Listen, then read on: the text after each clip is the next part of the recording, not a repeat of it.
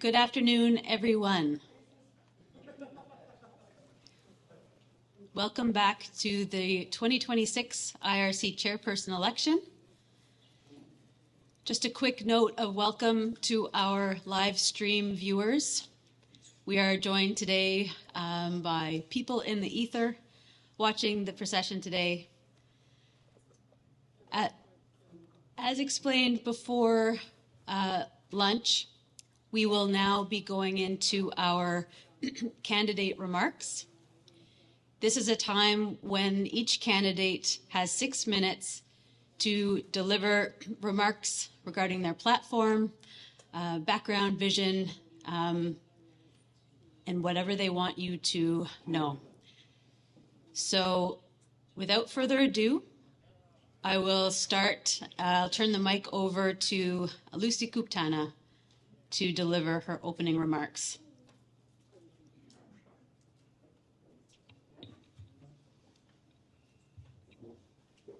Akana Inuvialuit Uvanga Lucy Kuptana. Many of you know me, but I will tell you a little bit about myself.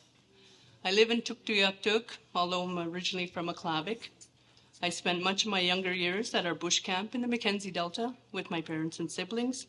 And when Mom got sick, I was sent to Grolier Hall, a residential school in Inuvik, for much of my primary school years. Then moved to Tuktoyaktuk at 17 years old, just out of high school. My parents are Tommy and Phyllis Ross. Dad's parents were Ayahak and Sinikpiak, and Mom's parents were Lucy Kilak and Nanyak and Bill Storr. Dad was born on Bailey Island, and Mom was born on Reed Island, a small island below Victoria Island. I met my husband, my partner of 40 years, Donald Kuptana Jr. in high school, and we have 2 sons, Kyle and Scott, who are both amazing individuals. I have 2 grandchildren as well, Haley, who is 16, and Nicholas, who is 12. I don't come here today seeking ultimate power or position. I come here as a voice of reason and to provide an alternative vision for the Inuvialuit Regional Corporation. A vision that includes openness and transparency, of collaboration and partnership, of communication and accountability, leading the organization with knowledge and integrity. I am by no means perfect. I know that. I might laugh a little too loud or smile a little too much, but I have empathy, and at the end of the day, I just want to help people. The role we're vying for is not the role of a king, it's the role of a servant, working for the Inuvialuit. This is not a glamorous role, but is everyday grind work. Every day in the office, taking phone calls, talking to people, interacting with staff and beneficiaries every day, where community visits become a regular occurrence. It's about being present and being accountable to the people and communities who voted you in to look out for them, to protect and implement the claim and its institution. It is intense sometimes, troubling at other times, but at the end of the day, it's so rewarding, as every success is Inuvialuit success. This role requires focus and collaboration. You need to have a healthy mindset. It requires constant attention, and you cannot be absent. This is what I've done for 35 years, first with the hamlet of Tuktoyaktuk for 11 of those 35 years, then with IRC as your Director of Operations, Communications and Culture, and then as MLA for Nunukput. I lead with humility, knowing I'm not the smartest person in the room, but always willing to learn. This organization was built on the foundation of knowledge and determination. We can all speak about a corporation, but at the end of the day, it's about the people and our land, the people who live this life in the Arctic and protect the land that sustains us. I'm speaking about an organization that is inclusive rather than exclusive. That includes everyone. Everyone in the tent rather than on the outside looking in. A head office that has its doors open, not locked, where somebody answers the phone and guides the individual. An organization that responds to the pleas of somebody looking out when there's no other help to be found. Our elders fought so hard for a land claim where Inuvialuit communities would be the ultimate authority in decision-making in the ISR. We need to reinstitute that type of collaboration and discussion. We need to reinstitute governance by the community corporations rather than IRC governing the community corporations. Consultation built this land claim, and we need to consult. We need to listen, and we need to follow up. Again, this is about partnership and togetherness instead of silos or separation. Yes, we will have disagreements, but at least we can agree to disagree. That is healthy. That is natural. That is human nature. Where no one's the same, and we're not AI or robots. We all have different thoughts or experiences to contribute to this organization's success. This organization has instituted checks and balances since the early 1990s. We need to be confident in our institutional practices, including outside auditors, an audit committee, a policy outlining investment policy and goals, an investment manager, and investment advisor, separate subsidiaries like the IIC and the IDC. We also have subsidiaries like the IPC who seem to be active with the Inuvialuit Energy Security Project. We did have a commission called the Inuvialuit Land Administration Commission, and we need to reactivate that to deal with Inuvialuit land administration and its rules and procedures. I'm a firm believer in a broader style of government, so Inuvialuit are learning and growing. So for the next election, we have 20 or 30 people running. I have so many ideas, but this is your time to plan for the next 4 years. And whoever you elect to implement the plan needs to be accountable and follow up with a midterm review. This is your plan, and you make sure it's followed to a T. Win or lose, I want to encourage you to push this. Stop being so polite, be disruptive to get things done. This is what your elders did to get this claim done almost 42 years ago. Koy naini.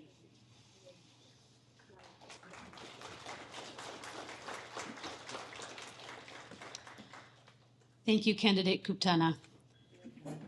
Just a note for the translators, if we could just manage pace as much as possible, that would be great. I will turn the floor now to Mr. Lawrence Rubin. Just the pace for the translators so that they can keep up with you. Yeah. Okay, here we go. Good afternoon. My name is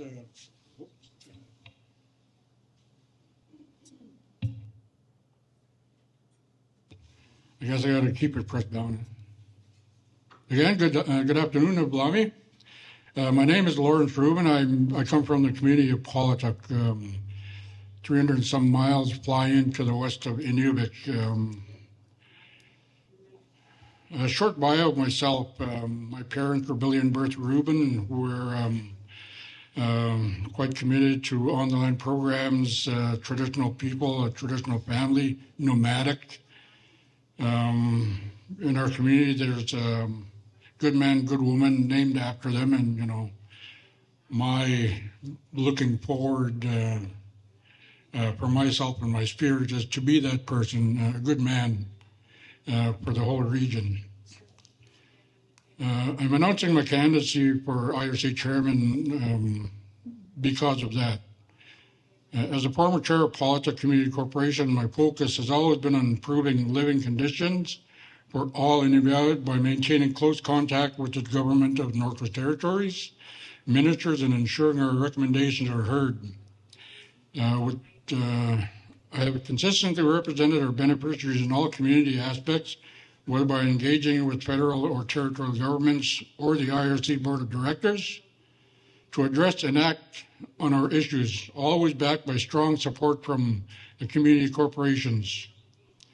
Environmentally, I'm committed to ensuring that deals involving our land protect it and our wildlife by providing jobs for Inuvialuit beneficiaries. I have been on a list of boards, the community corporation from 2005 to 2025. I've been the chairman for that board from 2010 to 2025. I've been an IGC director during that time from 2009 to 2025. I've been on the WIMAC Wildlife Management Advisory Court Board, FJMC, National Inuit Wildlife Committee, the Paulatuk HCC from 2009 to 2025, Tuktoyaktuk National Park Board, the Inuvialuit Marine Protected Area, and also the Paulatuk Charter Management Group, among other things. Sorry, I gotta keep it down. It is an honor to be here in front of you, the Board of Directors, who represent all Inuvialuit in the ISR. My platform is focused in areas of the IFA that need renewed attention. Section 6.1b of the IFA pertains to community corporations' control of IRC. If you read that sector under the IFA, then you will understand what it means in regard to community corporations managing IRC and move on from there. The development corporations must control local resources, which I've been a staunch supporter and advocate for that for all community corps in regards to their local gravel resources. That's one item.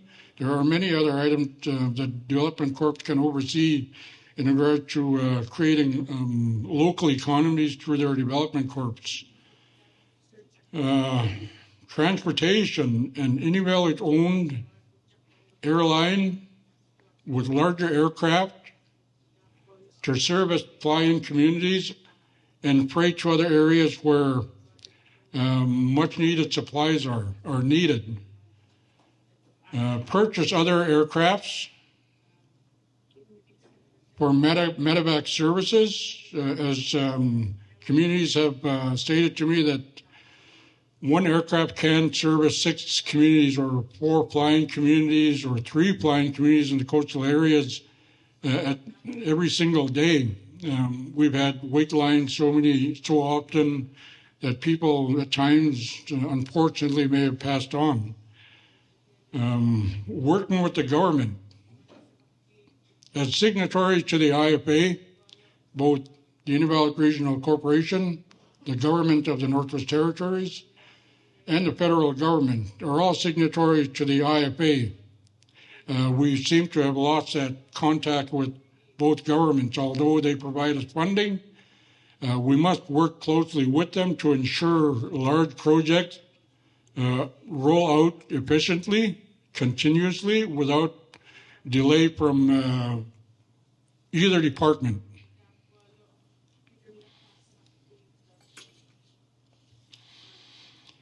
Under the IFA, there are 2 complementary sectors. IRC, which is focused on the socio-economic benefits and protection of our rights under Section 35 of the Canadian Constitution, the Inuvialuit Game Council, and its co-management boards. In my opinion, there has been a direct disconnect in regards to both parties working together. Over the last 10 or 15 years, I've seen that, I've experienced it. If elected, I would bring those 2 parties together to ensure proper rollout of projects, procurement, and other issues that seem to be taking a lot of time to move forward because signatures, authorities, permissions are taking. It's like a small bureaucratic government now, where issues can't be moved forward by proper connection between chairs. Thank you. Thank you, Candidate Rubin.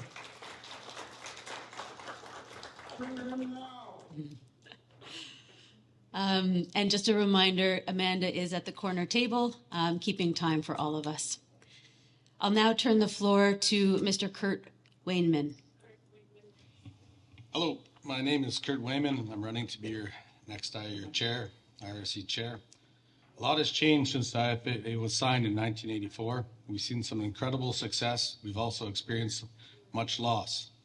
We stand now at a very important time for our people in equity, economics, housing, air travel, medical travel. All these issues remain challenging across our region. Good work has been done, but more is needed through accountability and transparency leadership. I was born and raised in Inuvik. I'm 54 years old, and I've lived in Inuvik my whole life. I have 9 kids and 6 grandchildren. The ISR is not just my home, it contains everything I love. My mother is Gloria Allen. She was born in Aklavik. My great-grandfather was Allen Upik. Roger Allen was my grandfather from Aklavik. I have family in Sachs Harbour, Aklavik, Tuk, and I have friends in Ulu, Paulatuk, who I went to school with. I have successfully run my own business for the last 30 years. Every job I have had was in the ISR where I was born and raised. I'm the owner of Northwind Industries. I've gone from 1 truck to over 200 pieces of equipment. I'm currently employed the largest percentage of Inuvialuit anywhere in our region, over 85%. I have the honor and privilege to build several large-scale infrastructure projects such as the Tuk Highway, Tuk Shore Erosion, Inuvik Runway, and countless cleanups and remediations in the ISR. I am incredibly proud to say that Northwind is the largest single employer in the region and the largest employer of Inuvialuit. Working for our people, I've had privilege to help change and improve the lives of many people across our shared region. I watch employees grow from shoveling to operating heavy equipment and driving truck. I have mentored my team from surveyors to managers to organizational leaders. I have worked closely with other Inuvialuit businesses. I have taken many of these businesses along with me for my Northwind ride. I all shared the individual success. Inuvik Construction, Mackenzie Delta Geomatics, Stanton's, Plum Crazy, and those are just a few examples. But as chair, the sky is truly the limit with partnerships we can collectively create. I wouldn't be where I am without my other fellow businesses, and they wouldn't be without what they are without me. I remember 17 years ago, when I was 17 years old, and I was working on the rigs, I watched as southern companies came up to our region and made all of us in Inuvialuit work as laborers and cleaners and steaming rig mats. I remember how they looked at us. They never looked too seriously at us. They didn't believe we were capable.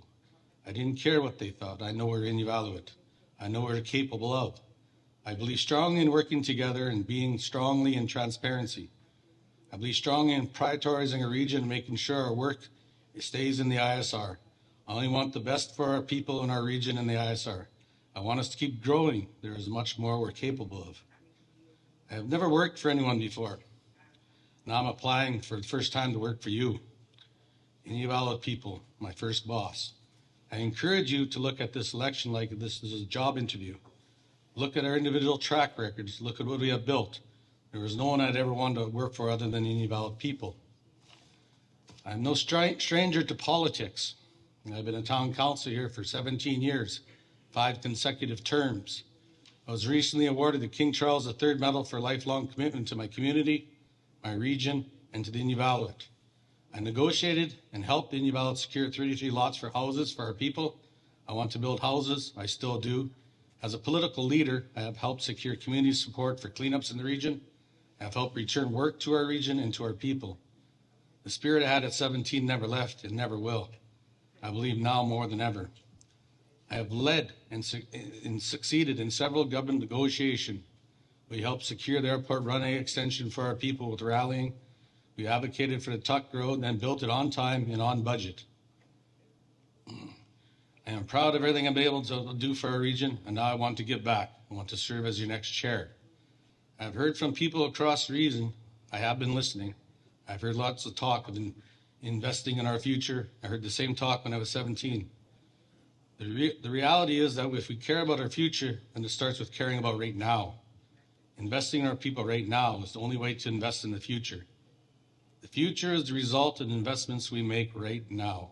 The people we train and teach and grow and believe in are the people who will be able to take care of themselves and their families long into the future. We are Inuvialuit today. We must take care of the Inuvialuit today.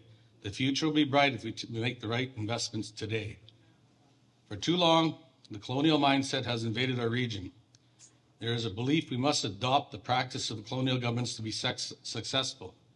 But the greatest thing we have done with our people is working together, all together. To continue to stand up against the colonial mindset, to believe in each other and to work together, one Inuvialuit together. I'm applying for this job because I want to take my experience, my education, and my success into the role of IRC Chair. I want to be present in each community. I'm committed to being in each community no less than 4 times a year. I want to benefit all the communities, all our people, and our entire region as a whole. I want to ensure that Inuvialuit are equal and meaningful participants at all levels. My goal is to make us all equal, now, in the future, and forever. I want to be your next leader for Inuvialuit, strong, free, and together. I work 7 days a week, 24 hours a day if I have to. Kwana, thank you very much.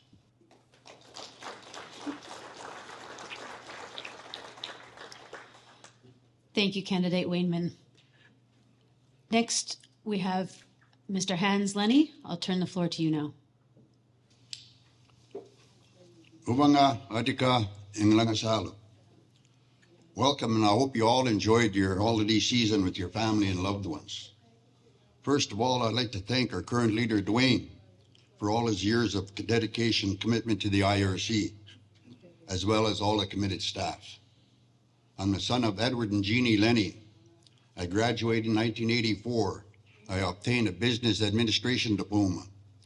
While I value my formal education, my greatest teachings did not come from a classroom.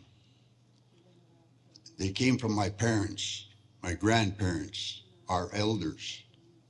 And from the time spent on the land, I was raised hunting, trapping, traveling, and living the Inuvialuit traditional lifestyle, while also learning to navigate the modern and changing world. This balance has shaped me who I am today.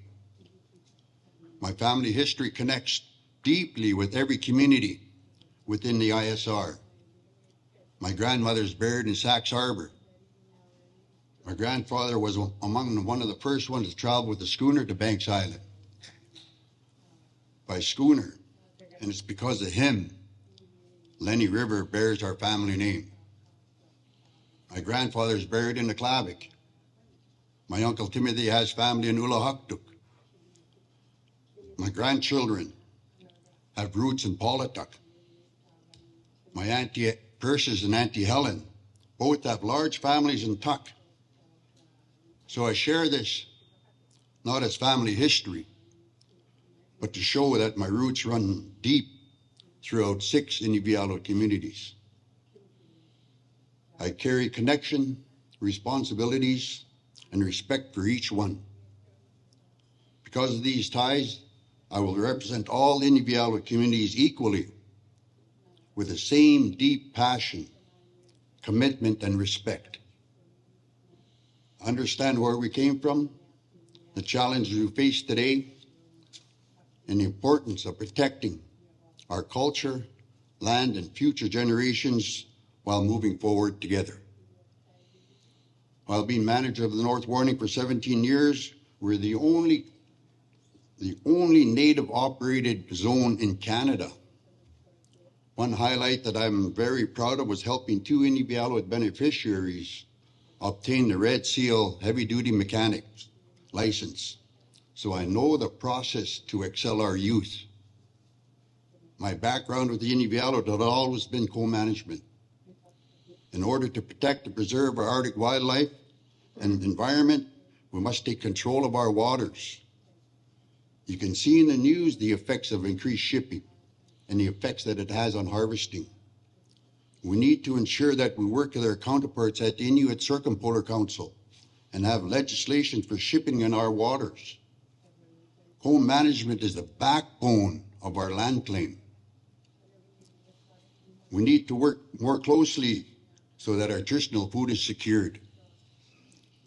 The ISR is so resource rich, and we must educate and prepare our youth for the possible extraction of our minerals and oil and gas. To preserve Inuvialuit culture and identity and values, we need to continue to enforce the IFA in the education curriculum. We have many resources within our organization that can be utilized to educate our youth.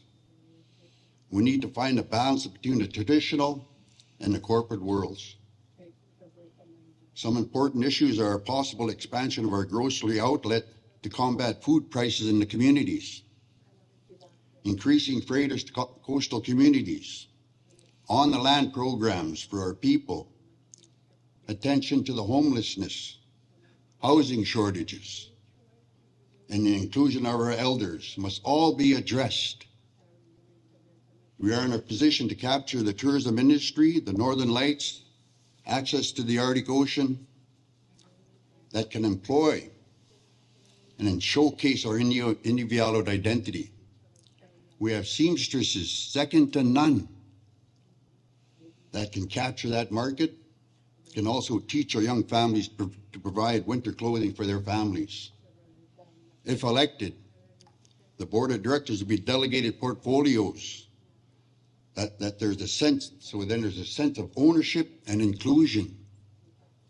Shipping and the M18 are just examples of that. You've all been chosen to be here by your community for a reason, because they see something in you.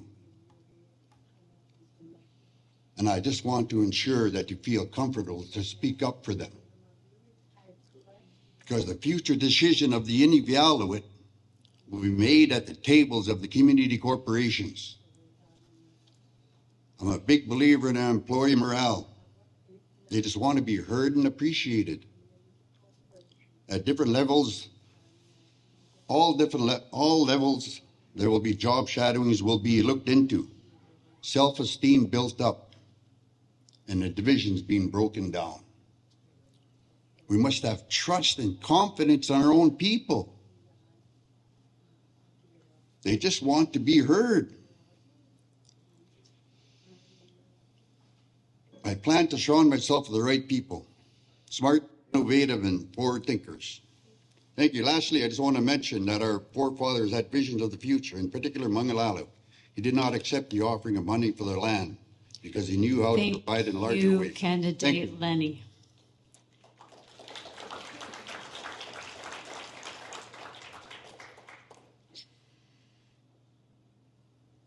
I will now turn the floor to Mr. Erwin Elias.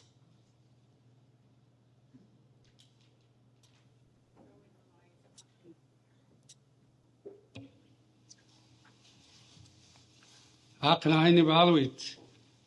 My name is Erwin Elias, and I was born and raised in the community of Tuktoyaktuk. My late mother is Florence Elias, and my grandparents are Edward and Olga Elias. I was also fortunate to grow up at a very young age with Donald and Bessie Guptana, which is something I want to make sure I recognize here. I believe that, when we talk about some of the things in the community, the proven results, that I wanted to identify, not to brag about anything or to make our community look better than any other community, but I think it's really important that I highlight some of my accomplishments, and one of them being the shoreline protection, where we received $53.7 million for our community so that our community can sustain itself for the next 20 to 30 years.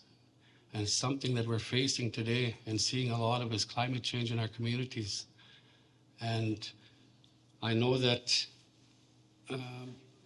this fall we had a lot of concern. One of the places being Ulukhaktok, but even in the previous years and more recently, we're seeing the effects in Ulukhaktok, Sachs Harbour, and Paulatuk. Even in the Delta, we're facing the effects of climate change. One of the things that I'm really proud to announce today, one of my accomplishments, is something that we did together as a community back home. And the only way we get to where we are today as a community is by working together. And during my campaign, listening to the voices, one of the things that I've seen is there is some segregation in our communities. And once you face something like that in your community, it's really hard to move forward. So I strongly encourage the 42 directors, going back home, to reach out to your other organizations in your community and work together. I also want to take the time to thank the 42 directors for being here. Also the elders and youth. This is a super important day, and it is a big commitment and obligation that you're here today, but there's also been a lot of sacrifices made for you to be here too, so I understand that, being in leadership. So I commend you for being here. One of the things I wanted to touch on is the youth and culture. You know, one of the things that we've heard, and I've heard since I was a kid, is that, you know, all the concerns we're hearing today of the struggles and hearing the voices in the people in the communities. One of the things that I've heard since I was a kid is that, you know, we can't be spending our own money with the corporation. We need to save it for the future generations. And they've missed a few generations here. And I think it's super important and that we understand that if we don't take care of this generation now, we have no future. Transparency, I think that, you know, this is another big concern that was brought out through my campaign. The communication between the IRC organization, the disconnect between the community corps. This is something that is been a very strong message that's been spoken of in all communities. And I think that we need to mend the gap that we see today. And one of the things that, you know, is really disturbing when you go to the communities and you have people speaking and saying that they tried to call the office, they tried to email the office, and there's no response back. I think that, you know, if elected as the IRC chair, that this is a really easy fix for me. I think that, you know, you're either there to work or you're not there to work. And having an open door policy, you know, making myself open to all 42 directors in every community. The mental health, one of the things that I've also heard throughout this campaign is that, you know, all the communities are asking for in most situations is having a facility in their home community where people can at least go to, you know, talk about their problems, and especially being in isolated communities, you know, not having the opportunity to travel because of the cost. So a lot of times people don't have a choice to leave the communities. Another thing is transitioning. We have, you know, people that are put in situations that are out of their power, but when they come back to the communities to transition, they have a hard time to come back to the society. Lastly, I want to talk about our elders aging at home. I think it's really important that, you know, we find a solution where we can keep our elders at home. I've seen, you know, so many cases where our elders had to leave, sometimes with no choice. So it's really sad to see.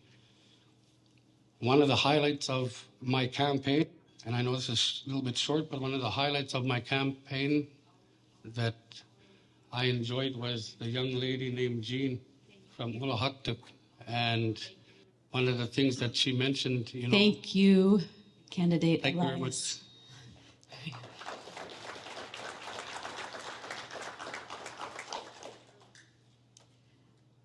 I will now turn the floor to Mr. Dwayne Smith.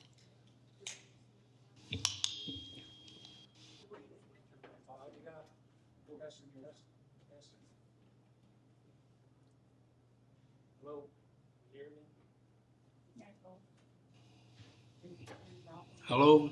No? Do I have to? Okay, thanks. Ariga, thanks for the opportunity to present myself. It's very hard, I think, to present in 6 minutes what you have achieved and what you want to do in the future for the beneficiaries and the communities and the region at large. My name is Dwayne Smith, as you know. I've been the chair of IRC for 10 years now.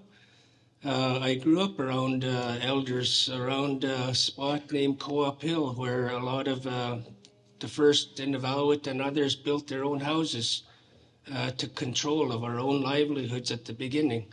I grew up around Billy Day with my time in Game Council with Andy Carpenter, Nelson and Peter Green, and many others. That's where I learned a lot of their wisdom from, and how I grew up. I've been trying to pass that on with all of the activities that you've seen us doing.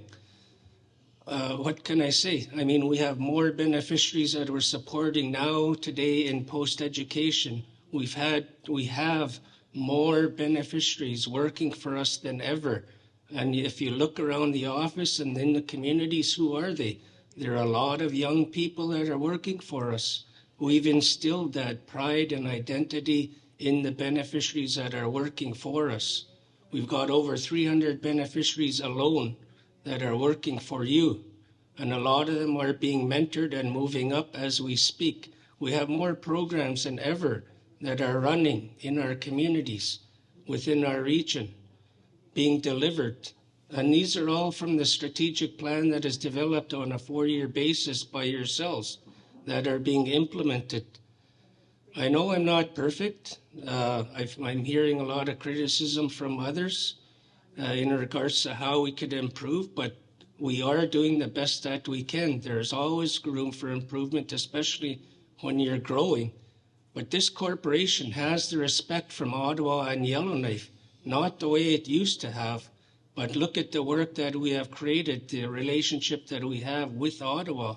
98% of our contributions are directly with them. That means all of the funding is being allocated to the region to betterment our communities and yourselves. Again, I don't have much time in regards to pointing out many things. I have stated my history and experience. I've been the chair and director of the Inuvialuit Game Council for 10 years in the past. I've been a director of the Inuvik Community Corp for 17 years. I've been on the local HTC for around a decade at the very least. I sit on the National Inuit Tapirut Kanatami Board, ITK. Where does ITK get that direction from? From one of the 4 regions like ourselves. We give them direction to pursue what we see as priorities coming from you, our communities. I've had international experience sitting on the Inuit Circumpolar Council. These are all crucial issues because of what's going on around the world today and what is coming at us. We need to have that type of consistency and experience to deal with these matters because it's coming very fast and very rapid. You've seen how we're trying to develop a stronger relationship with the federal government to ensure that we have security and sovereignty within our region. We were able to get and obtain a contract to enhance over-the-horizon radar systems based in Tuk, amongst other things. Some of the other activities that under my direction have been, we've negotiated the offshore accord. We have recognized rights when it comes to those offshore resources within our region. And we have a veto within that accord. No other Indigenous organization within Canada has that. Sometimes I think we take these things for granted, but they're very hard to work on and achieve. Getting that kayak, that was 4 years of work. It just didn't happen over the last 3 months. That's all background work, planning, and having a vision and direction in regards to what we think we should be doing. We're the only Indigenous Inuit organization to sign a child welfare law. We took back ownership of the day-to-day care of our own children. So we're implementing that as well. We've built our own wellness shelter for families. We've got funds to build an elders facility in Ulukhaktok. These all take time and planning over a number of years, working and developing these relationships. These just do not happen that easily, and it's not because of one white guy that's working for us. I know some people think that, but it takes a team. We have a very strong team of everybody, all 300 and something people working for you that are dedicated to this corporation, and they have the passion and the desire to improve the well-being of our corporation. That's what they're doing on our behalf. other things that I see in the future, implementing the IFA even more so. This is where we're getting our authority and our power from. Making the governments accountable, making industry accountable. Kuyana, kuyanaini, koana, thank you very much.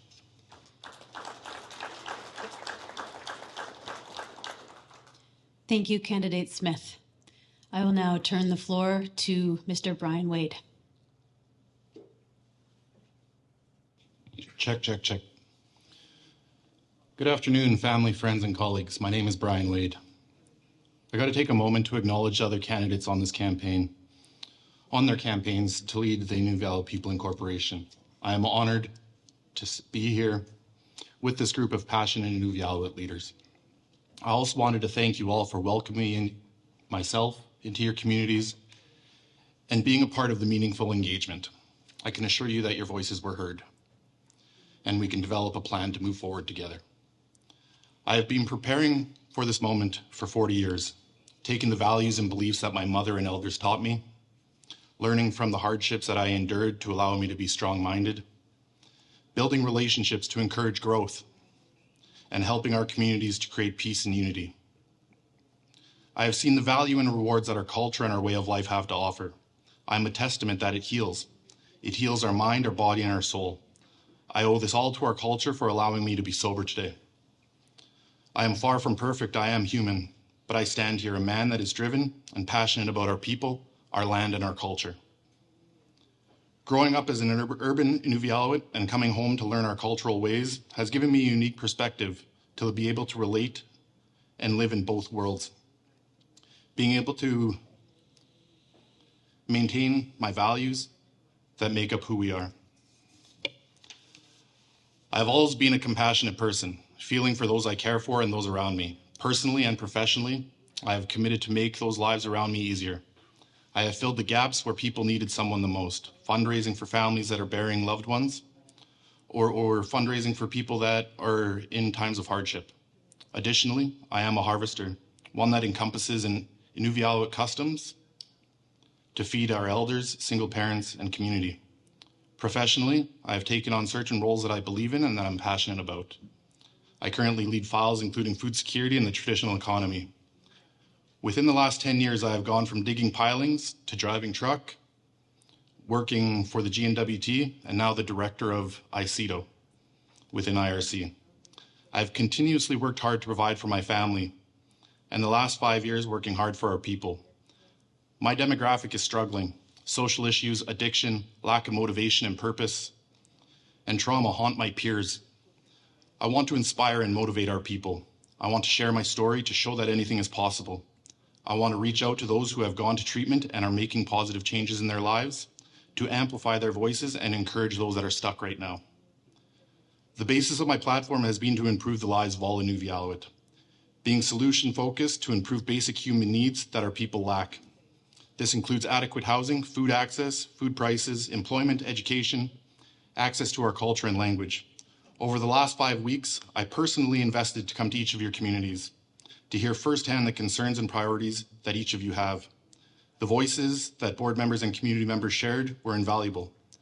The stories that were shared moved me and created a passion and a stronger drive within myself to implement change. I have heard how our own corporation has created hardship for our beneficiaries.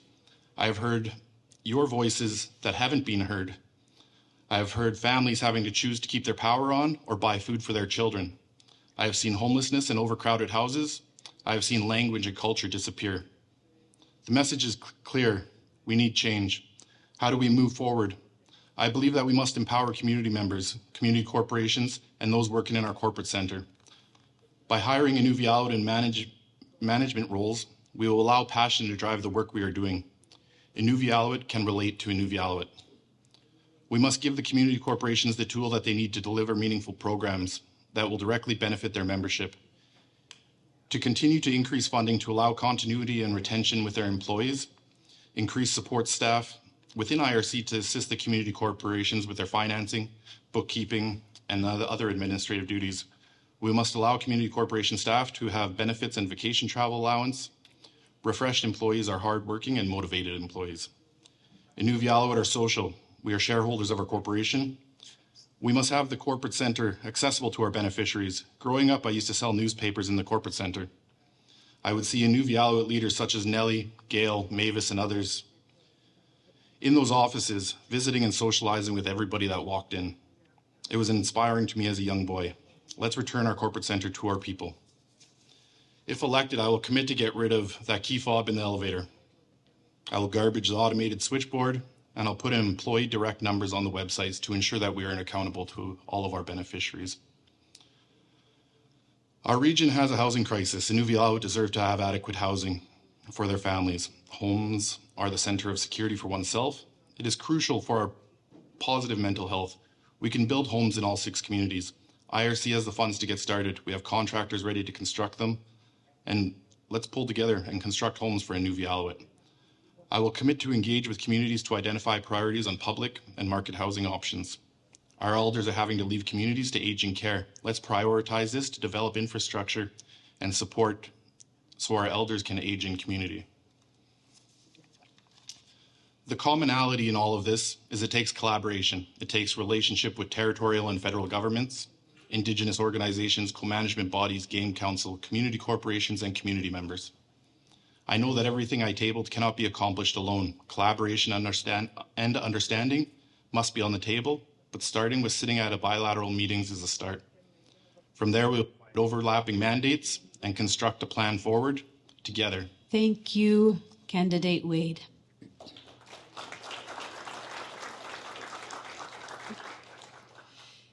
Thanks to all the candidates for well-prepared, thoughtful, and thought-provoking opening remarks. As discussed before the break, the community corporations will now go into caucus for 30 minutes. And then we will return to the next round of questions for the candidates.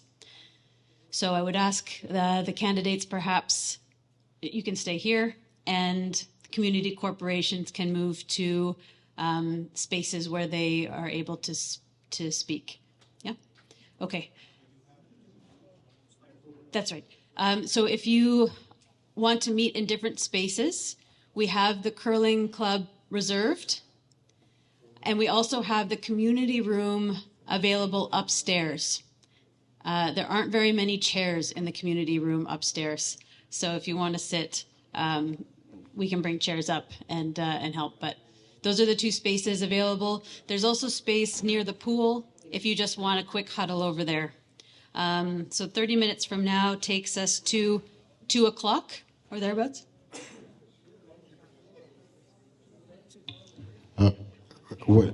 Do we have anybody for scrutineers, or did the candidates pick anybody in particular, or how is that working? The candidates were given a few notices to send me their scrutineer names. We have had a few people identified as scrutineers, but it is up to the candidate whether they want a scrutineer or not.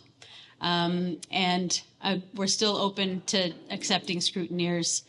Scrutineers join us just for the voting portion. So if there are scrutineers, please bring them forward. Thank you. Welcome back, everybody. We are now heading into the segment of our program where the candidates will be asked the advance questions. As a reminder, these are the questions that were provided to candidates in advance of Election Day and provided by community corporations. They will be hearing the question that they are to answer for the first time today. So they had to do a lot of work to prepare for 14 different questions. We will be proceeding in a particular order. That order has been given to the candidates now. Oh, that's important.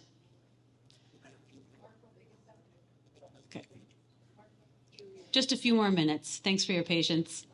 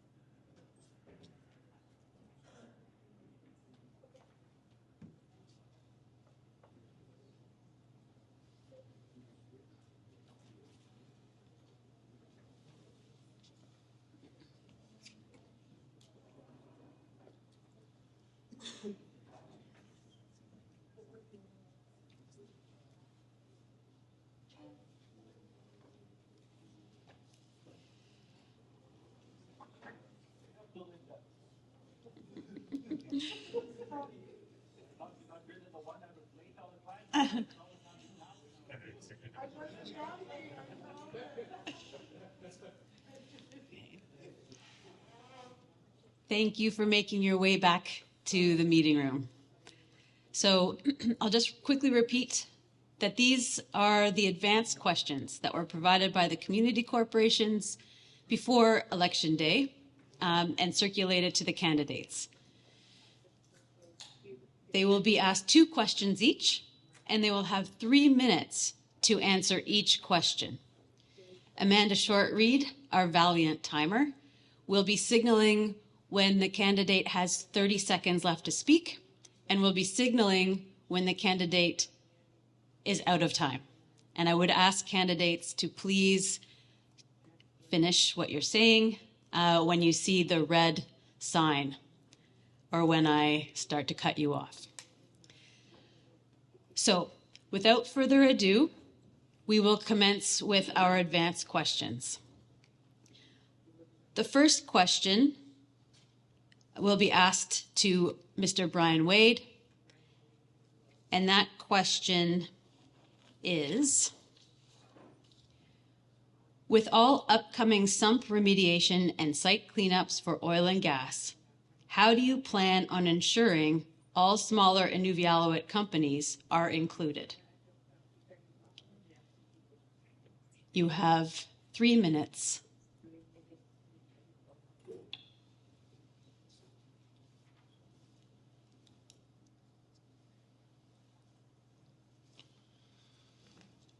Part of my platform was to develop an IBL and to ensure that there's support systems for entrepreneurs.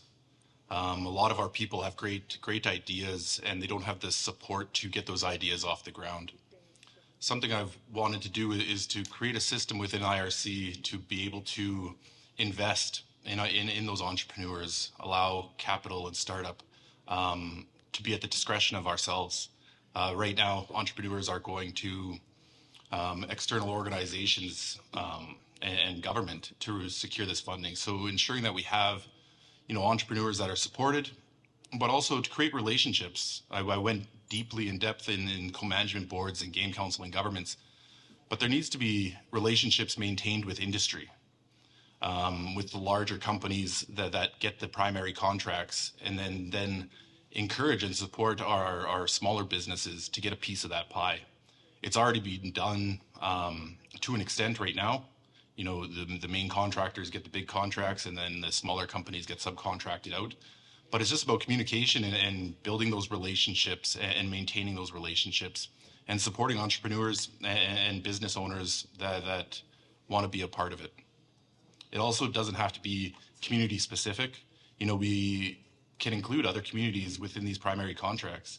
You look at large scale infrastructure projects and the big projects that are happening right now, and there's multiple communities involved in these. So yeah, just to build off of those 3 things, I think is really key. Thank you. Thank you, Candidate Wade. The next question goes to Mr. Dwayne Smith. That question is number 14. How will you ensure that Inuvialuit communities are able to participate in IRC's successes?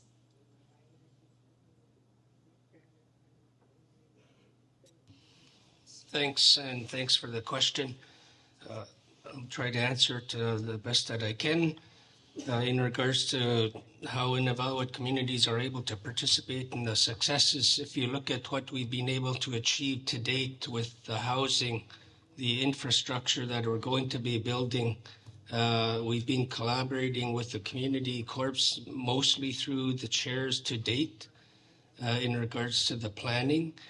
Some of the construction that we have done and a lot of the remediation or elder repair programs have already included a lot of the local businesses within the communities and or creating startups in some of those communities to do that work on our behalf, as well as the follow-up.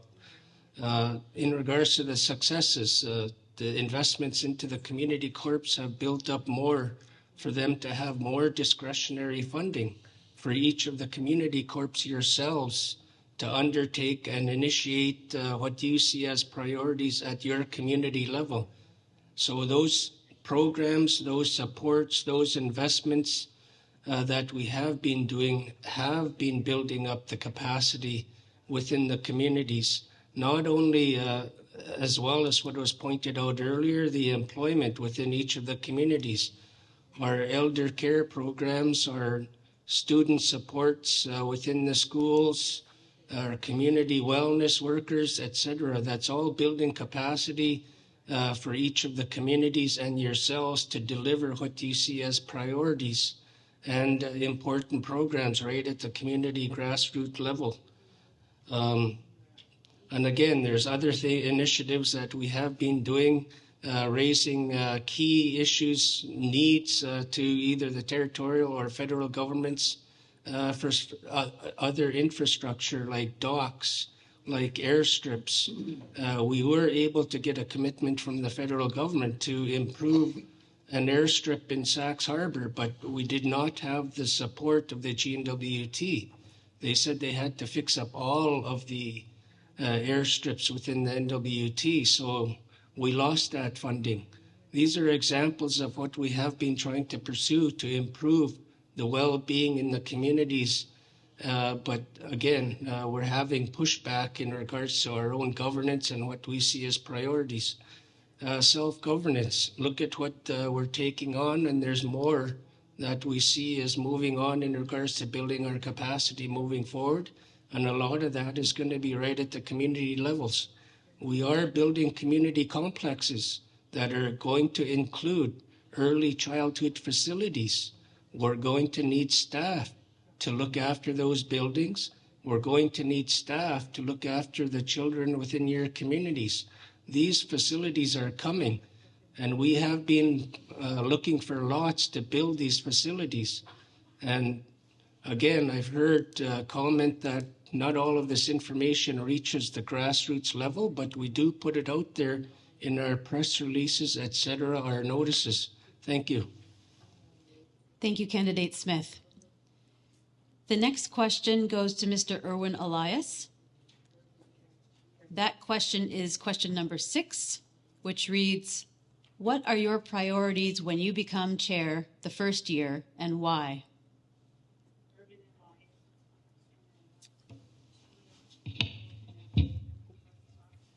Thank you for the question. I think first of all, I will need to understand the corporate structure and getting to know the programs and contribution agreements that are in place. I think we need to roll out the housing and infrastructure programs, which are time sensitive, find ways to reduce the cost of living, build up our relationships with the GNWT so that we can work together to improve the lives of the Inuvialuit. We need to hold the GNWT accountable. And one of the reasons I say that is, some of the things we're facing today, we look at is, the healthcare system. There's a lot of concerns about medical travel that we hear about today, dental, education, the social passing within the education system, mental health, drugs and alcohol. I think that it's super important that, this is one of the things that can happen fairly quick if elected. A lot of the concerns that I've heard, again, through my campaign is GNWT related. We talk about the social assistance program, for example. Majority of the work that we see in our communities is always seasonal work or short term, which has a huge impact on someone wanting to actually get up and go to work, right from our young youth all the way up to our elders. And by that I mean, if you're offered a job to go to work for 2 weeks, you're penalized for 3 months through the GNWT system. I think that there needs to be a change there, but there also needs to be a relationship. I think that we have the opportunity here to work with the GNWT, and I truly feel that a lot of the concerns we have going forward is because of GNWT.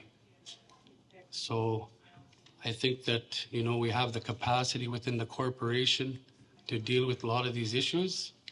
And I also feel that, we need to work together with the corporation from the community level all the way to the top, making sure that we're all on the same page and there's a good understanding of what the real needs are in the communities. Thank you. Thank you, Candidate Elias. The next question goes to Mr. Hans Lenny.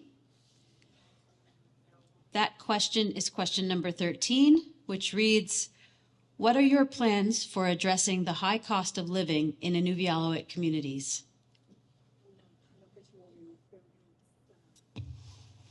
Thank you for the question. Well, food security is a big issue.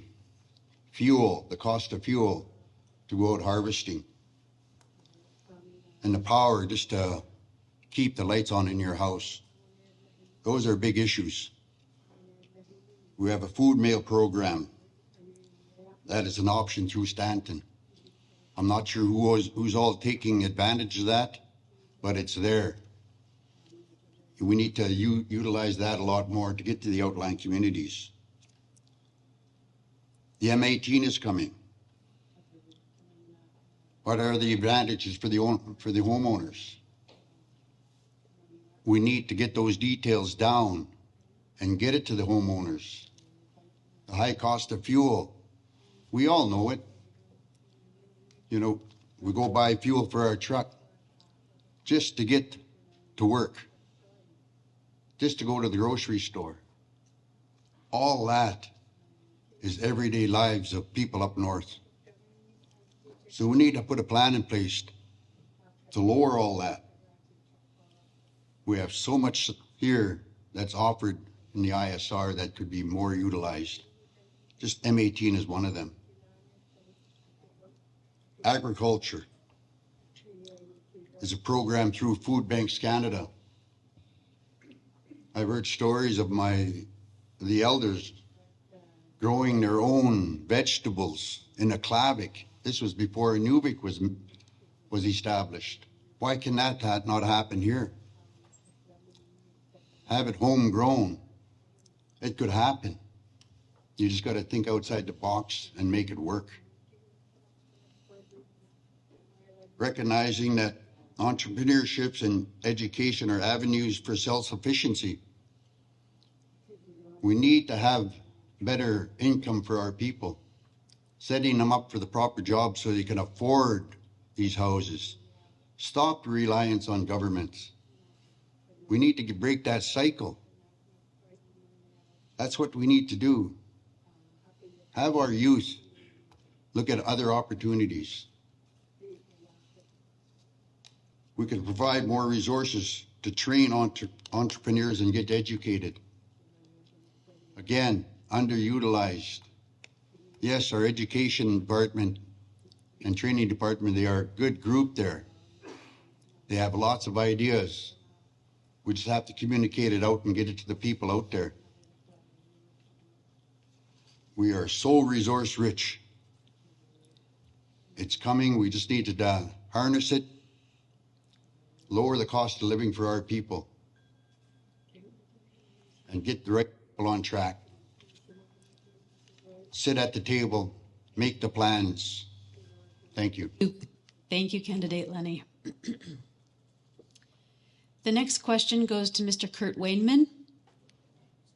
That question is number 10, which reads, how often do you plan on including your board and executive when making decisions? Any ISR-wide issues must go through the board. That means all you have to vote and work together and communicate. This is the most important thing we have to do as the Inuvialuit. We need to ensure the board meetings take place in all communities and not just Inuvik. We have to reach out, communicate, talk with each other, not fight or argue, but come to a good understanding of each other and what we require. There's more transparent with decision making that happens at the board, and regular board meetings be shared with all the Inuvialuit boards and all the Inuvialuit people as a whole. We rely on the roles of the vice chair, the secretary, ensure community voices are heard and that the community hears about all our decisions.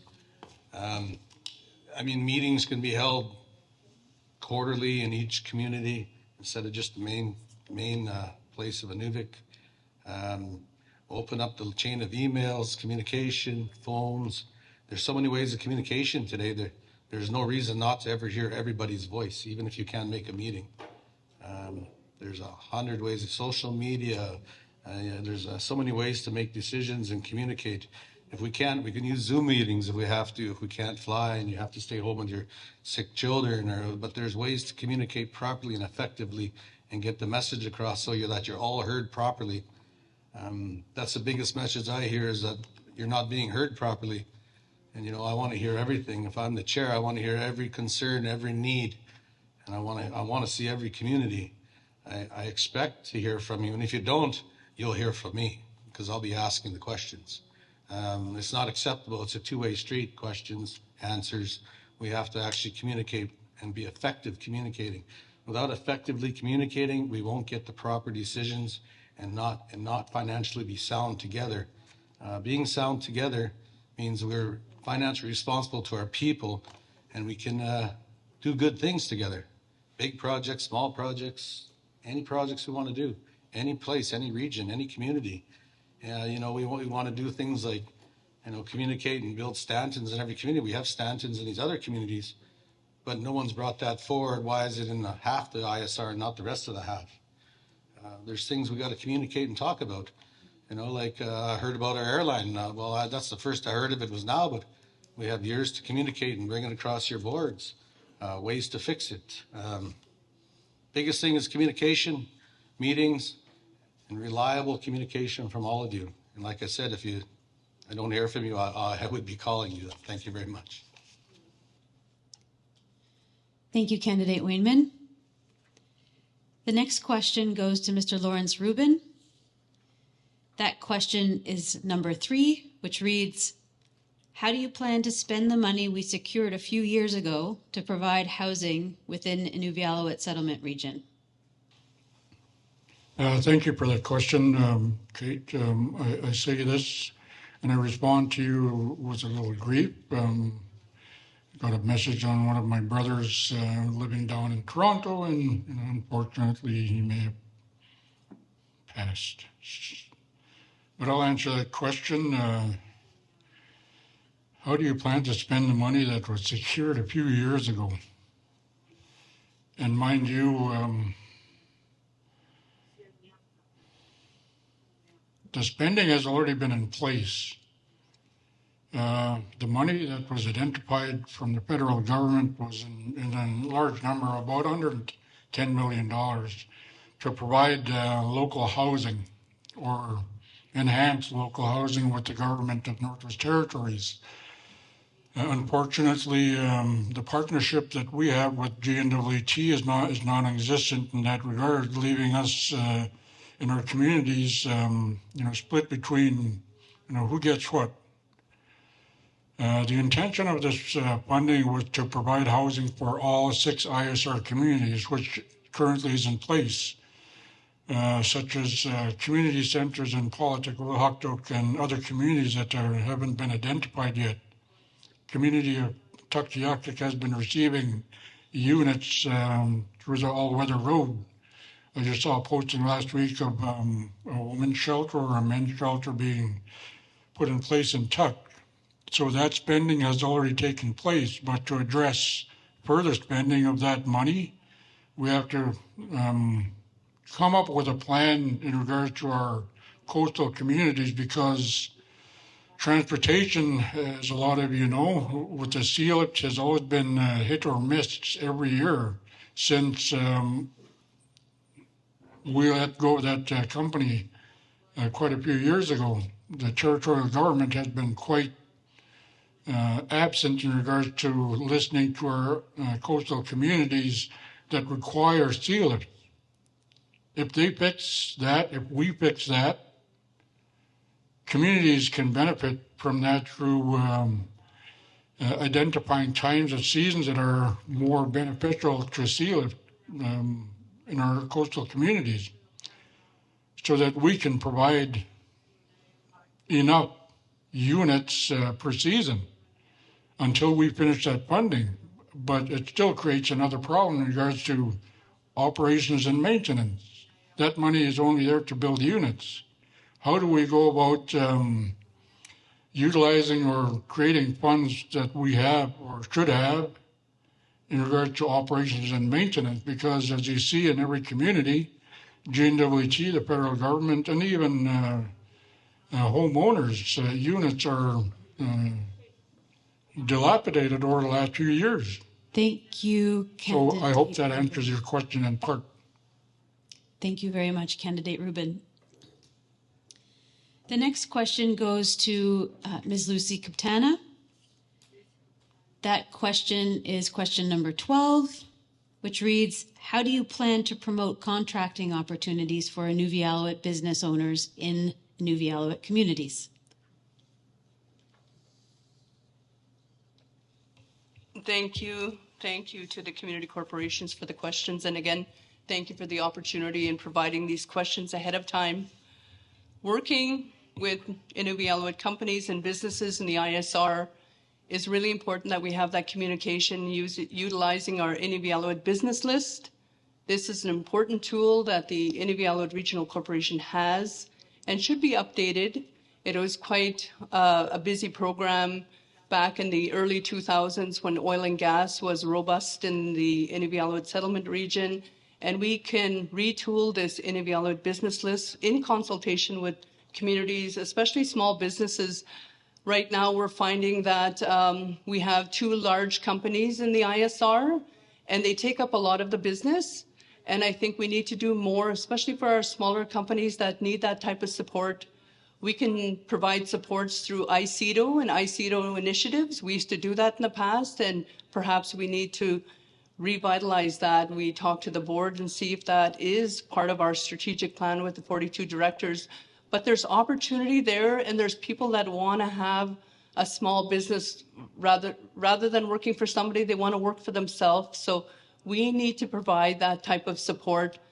The government, Northwest Territories, and the federal government do provide supports to small businesses or even larger companies, but I think the Inuvialuit could do much more with that. I think it's about collaboration. I think, again, it's about communication.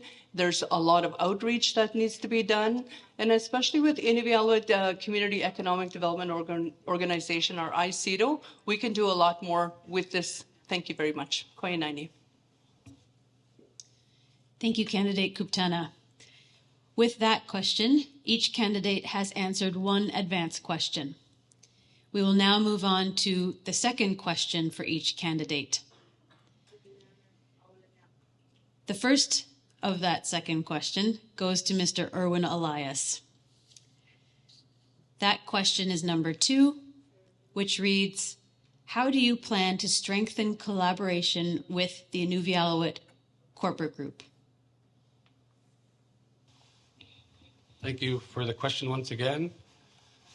The way I plan to do this is to have more communication. I believe it is needed so that we have all a good understanding of where we are within the corporate groups. I believe that is crucial in making sure that we have transparency. It is important that all the corporate groups work together within their mandates, but also understand the respect, the confidentiality that comes with it. I would like to see a clear pathway for the Inuvialuit beneficiaries to fit these roles such as management and executive. It is important to know what's happening with our investment group, and just as important to know what is happening with our game council. I believe that communication and transparency is key. Thank you. Thank you, Candidate Elias. The next question goes to Ms. Lucy Kuptana. That is question number 5, which reads, how do you ensure IRC board is accountable in addressing the mandate that is given for the next 4 years? What a great question. That makes me smile because this is so important for you as the 42 directors. In the next couple of days, you're going to be creating and just organizing a strategic plan for the Inuvialuit over the next number of years. And your board and board chairs have to be responsible to report back to you what's happening at the Inuvialuit Regional Corporation level. Sometimes communication has been limited within IRC. There's many of the business practices that are happening right now that require confidentiality, but there still needs to be that report back to you because you're voted in, you're elected in to represent the Inuvialuit in your community, and you need to answer with confidence at your AGMs and at the corporate tour and any meeting that Inuvialuit are invited to, that you know the information and you have the information in hand and you feel confident about that.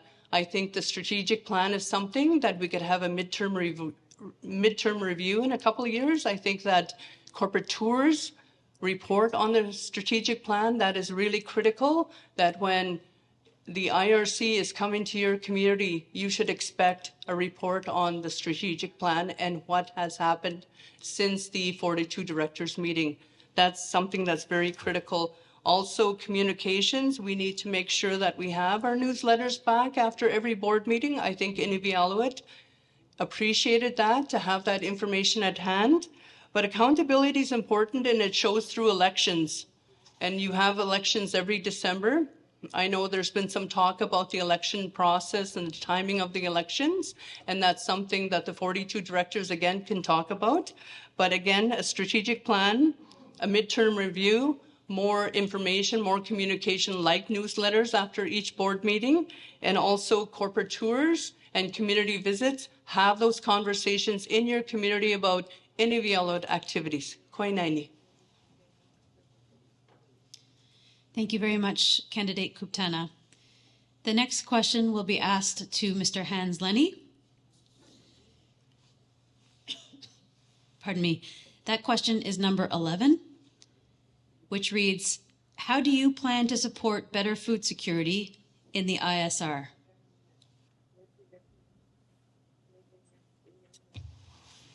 Thank you for that question. There are so many avenues out there. For example, the Food Bank of Canada, Second Harvest. There's a lot of philanthropies out there that we need to utilize them all.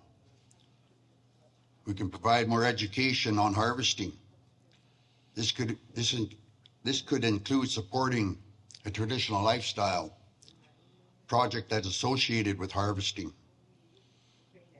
You know, we've got lots of young hunters out there, and I know the cost of buying just the ammunition. Well, I think we could have a program where we could start reloading our ammunition And then they get so precise that one caliber can hunt 3-4 different types of animals. You know, even just shotgun shells, if we recycle them.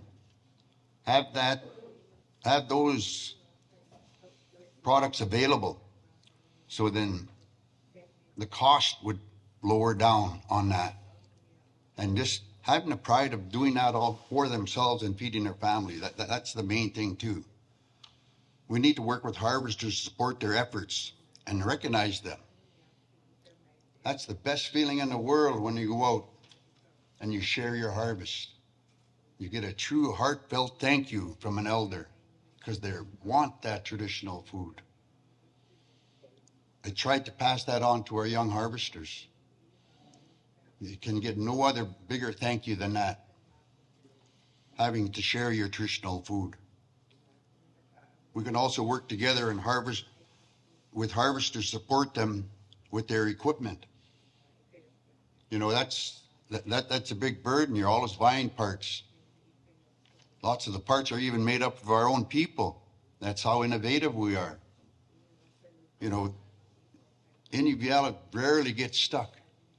That's because that's how we grew up. Partnerships and recognizing that we can work with everyone to make sure there's food. You know, we've got so many animals that we can harvest. We go to different areas, different seasons, like how the animals do. You know, we go to the coast to hunt geese.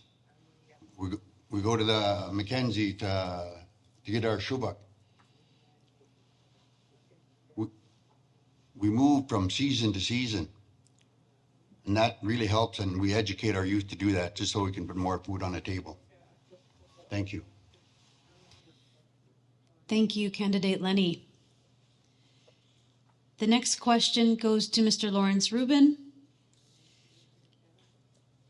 That question is number 4, which reads, community corporations and members see a disconnect with IRC. What would you do to ensure that this is addressed, and how will this be addressed?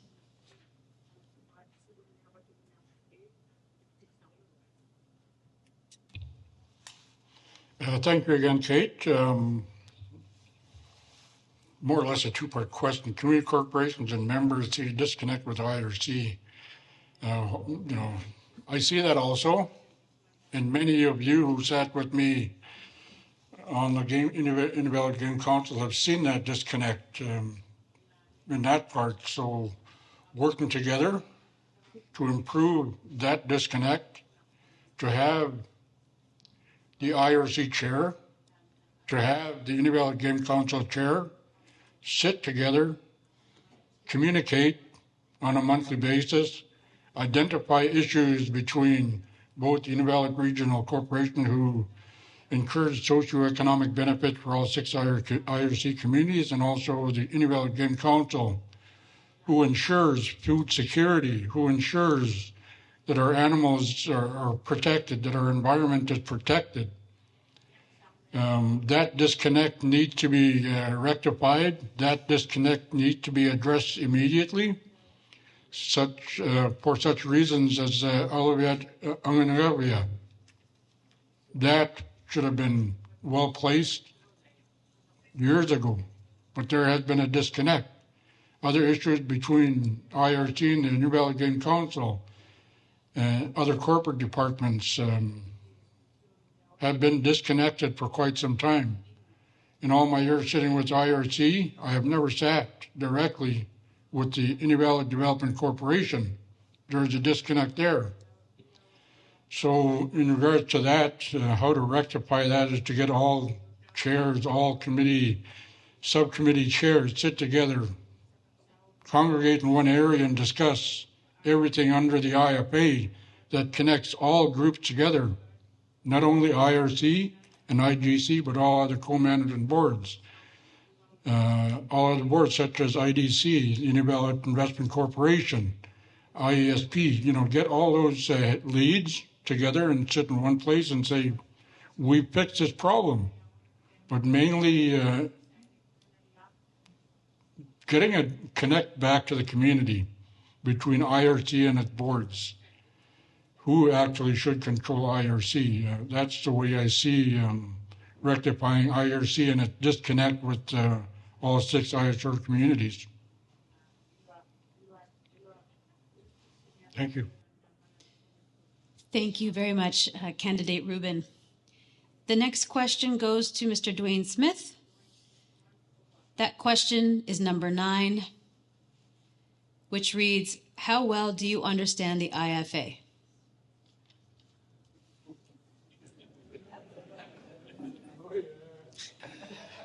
They give you the easy one.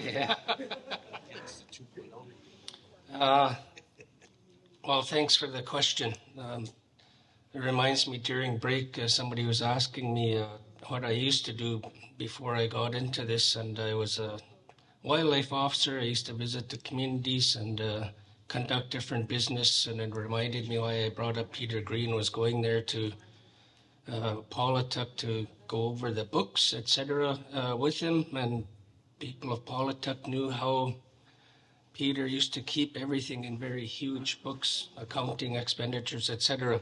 But in regards to the IFA, what I was touching on earlier was when I got on the Game Council as Billy Day's alternate, and Andy Carpenter was the chair, and we had Danny Gordon, etc. We started pushing. I was one of the new members, started pushing for better accountability of the implementation of the IFA, because I was just starting to read it myself and wondering why isn't the government working better with the Inuvialuit in regards to the implementation. And then other people got on the Game Council, and Paulatuk saw that, so they reappointed Nelson Green back in the day. And if you didn't know Nelson, he was commonly referred to as Mr. IFA. So he was there to make sure what the younger guns, we were called, on the Game Council were raising were accurate in regards to the implementation of the Inuvialuit final agreement. So he tutored us in that way, amongst others. And Andy Carpenter, negotiator, I'd ask him questions. Why was it like this or that? And then up to today, how we're implementing, constantly stressing and pushing the different sections that the governments have obligations to uphold. I constantly pointed out to the federal government departments, this is your treaty, this is your Inuvialuit final agreement. You are signatories as Canada on behalf of Canadians with this treaty with us for the implementation of that. And it's an ongoing learning experience. You hear people making different references, etc., to different sections of the IFA, but you can't read each section in isolation, because as you go through it, you'll see it'll say, refer to this section over here or that section. When I came in, we started pushing IFA 101. Bill, have you taken that course yet?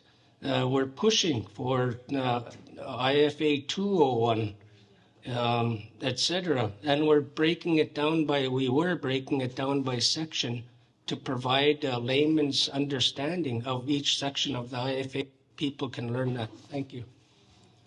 Thank you, Candidate Smith. The next question will be posed to Mr. Brian Wade. That question is number 1, and it reads, how do you plan to encourage mentorship for our Inuvialuit members to fill management positions within IRC and our Inuvialuit corporate group? During my opening speech there, I gave you a little history on what I've been doing in the last 10 years. And where I am today is because I've had role models and because I've had mentors that have taken me under their wing along the way. You know, a lot are sitting at this table here, you know, people that we learn from. And taking that and looking at our people, and, you know, I don't want to discredit university and college degrees, but the lives that each of us live and our membership lives by teaches us a lesson, and it creates us who we are. I was told really early on in my career that you could teach anybody to write reports. You could teach people how to do funding proposals, but you can't teach that passion that somebody has. And to identify that, that's what we need to find, is passionate Inuvialuit people to sit in these positions, to be mentored and have a career ladder in front of them that they strive towards, that's actually achievable and that's actually going to happen. Because there's always a lot of false promises made, but we become complacent in a role. And then we have to search for those advancements elsewhere, and we lose that retention. So really taking the people that are in our corporation, putting passionate Inuvialuit behind them, and teaching them that administrative skills is essentially what needs to happen.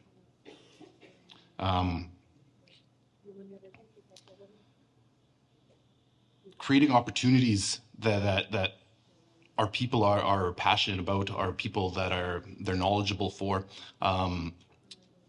is essential. You know, we've been developing programs, you know, one that I could refer to is like food security, for instance, and being able to tie that to our traditional lifestyle. You know, it creates that opportunity for people to get their foot in the door, and then they are able to build off of that as well. So just to continue on with that, everybody's capable as long as they have a passion. Everybody is able to excel in their careers. They just need an opportunity.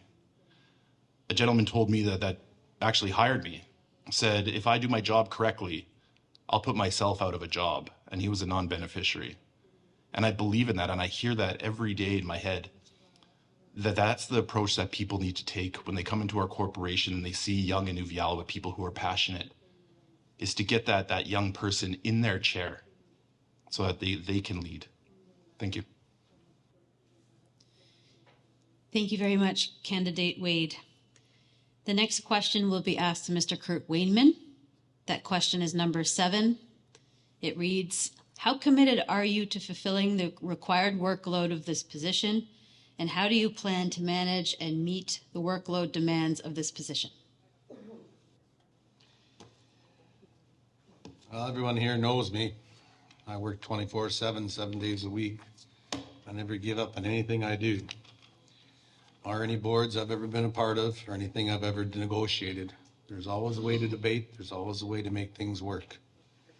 My work ethic is very clear and very straight.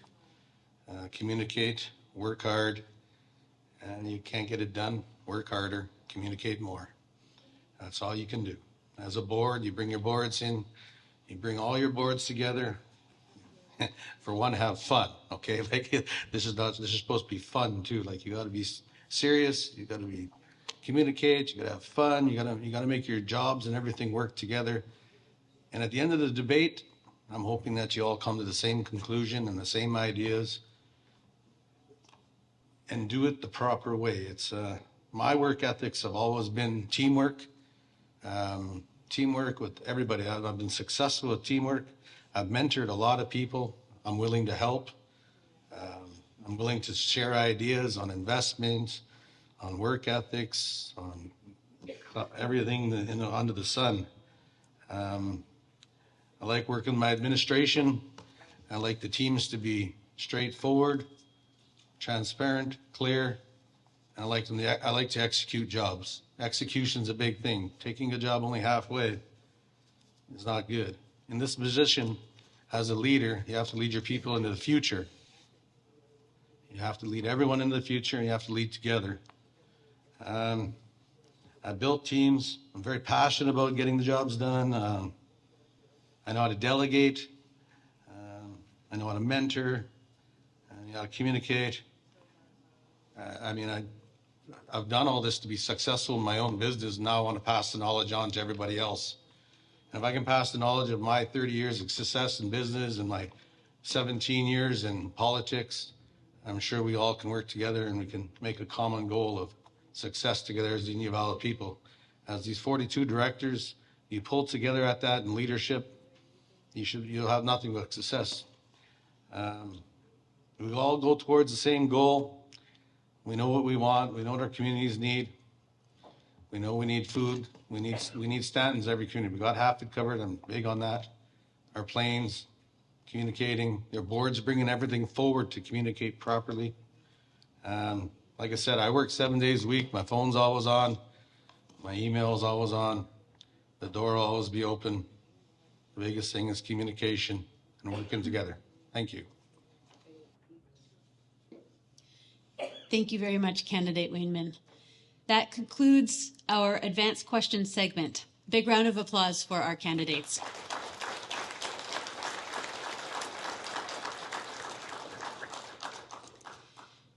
We now have scheduled a 15-minute break, but I'm going to give you an extra 10 minutes. You can thank me later. We'll reconvene at 3:15 for the next round of questions. For those on live stream, we'll just pause for a moment and come back online around 3:15. Thank you. Welcome back to our third question segment of the day.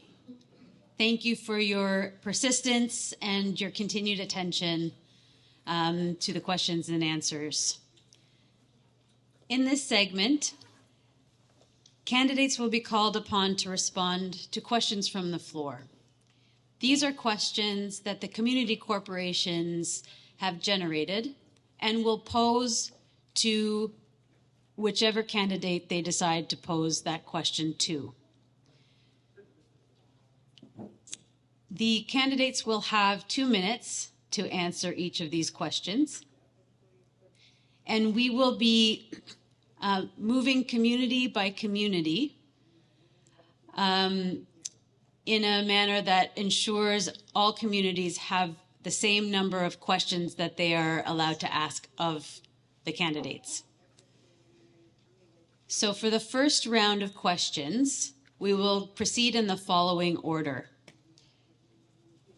ICC will ask the first question, followed by ACC, followed by Ulukhaktok, followed by Paulatuk, followed by Sachs Harbour, and finally Tuktoyaktuk. Now, candidates, are you ready to receive questions? I think that's a yes. Okay. Amanda, are you ready? I will turn the floor then to Inuvik to ask the first question. Oh, sorry, pardon me, sorry. Yeah. Yeah. Just to clarify, the question needs to be addressed to one candidate. If we address the questions to all the candidates, it would take a long time.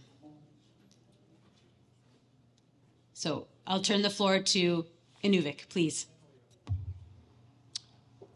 Thank you very much, Kate. And first of all, I want to commend all the candidates up there for putting their name forward. Putting your name forward to be voted on by your peers is not an easy thing to do, so good on you for doing that. We had an excellent 42 directors meeting before, and one of the things that I think the general feeling around the room was that the 42 directors are not heard enough.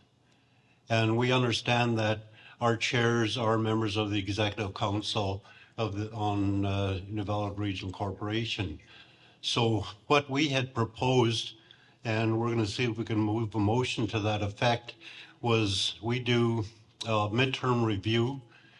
The 42 directors want to meet every 2 years to do a midterm review on the incumbent, whoever is the sitting chair at that time, where there's a possibility that if we're not pleased with the performance of our incumbent CEO, if there's mechanisms at our disposal to remove that person, that's something that we want to exercise. I think it's all about getting power back to the 42. We were all elected by the beneficiaries of the Inuvialuit final agreement. And there's a feeling around the room in our discussions this morning that the voices wasn't being heard as much. And we need to change that. We need to change that. So my question, and I don't know who in particular I would address this to, because I think it's one that all 7 candidates at 2 minutes each, which is 14 minutes, I think should be able to answer if the moderator allows it. But would the candidates, and I'm not sure who to address it to, Kate, maybe I'll leave that up to you, but would the candidates be amendable to a midterm review by the 42 directors, just to see that if we're pleased with the work you're doing, the direction that we're heading, and if not, if it's at our disposal, then we could suggest a change at that time. So I'm not going to address this to anyone in particular, but I would maybe leave it to Kate to direct it to one of the 7 candidates up there. Preferably, I would have liked to hear from all 7 candidates, because this does affect them all, because one of them is actually going to be the chair of the Inuvialuit Regional Corporation. So I'll leave it at that, Kate, and I'll leave it with you. We can address this in one of 2 ways. Yes, Lawrence? What, did you have a question? Oh, you were going to answer. Okay. We want to keep this as fair and transparent as possible. So either with a show of hands, the 42 directors signal to me that they would like the candidates all candidates to answer this question.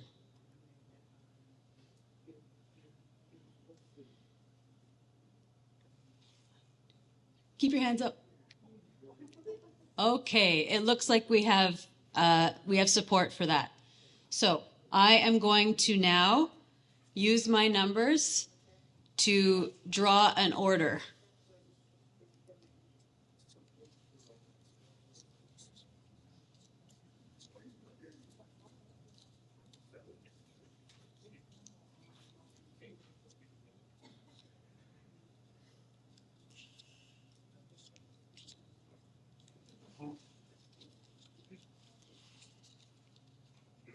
Okay, I will ask the candidates to write down their order. Mr. Erwin Elias, you will go 5th. Ms. Lucy Kuptana, you will go 4th. Mr. Hans Lenny, you will go 7th. Mr. Lawrence Rubin, you will go 6th. Mr. Dwayne Smith, you will go 3rd.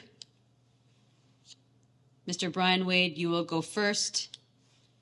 And Mr. Kurt Wayman, you will go 2nd.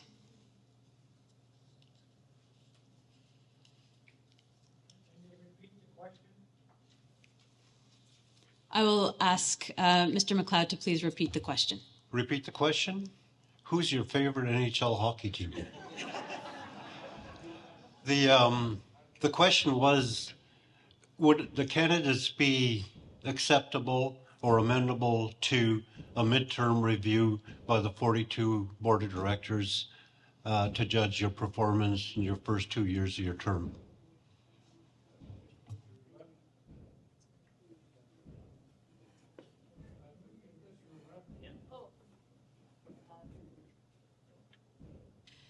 So whoever goes first, whoever I drew first, please answer that question. You have 2 minutes. Thank you for the question, guys. That's good to see unanimous support. I think it's just the first of many for the 42 to get their voice back. You know, direction comes from you guys, and if this is something that you guys support, you know, it's a common practice to have that midterm review done. You know, so it would be, you know, if something that the 42 of you guys support, then it's something that I would be open to. I think it's a good practice to make sure that priorities and direction is aligned still. You know, 2 years is a long time when there's a lot of priorities. Things tend to fall through the cracks. So this is a good halfway point to kind of keep everything in check and to make sure that we're still on the right path forward, and to keep the position and the corporation accountable. So, you know, that's my position. Thank you. Thank you, Candidate Wade. I'd ask the next candidate to please take the floor.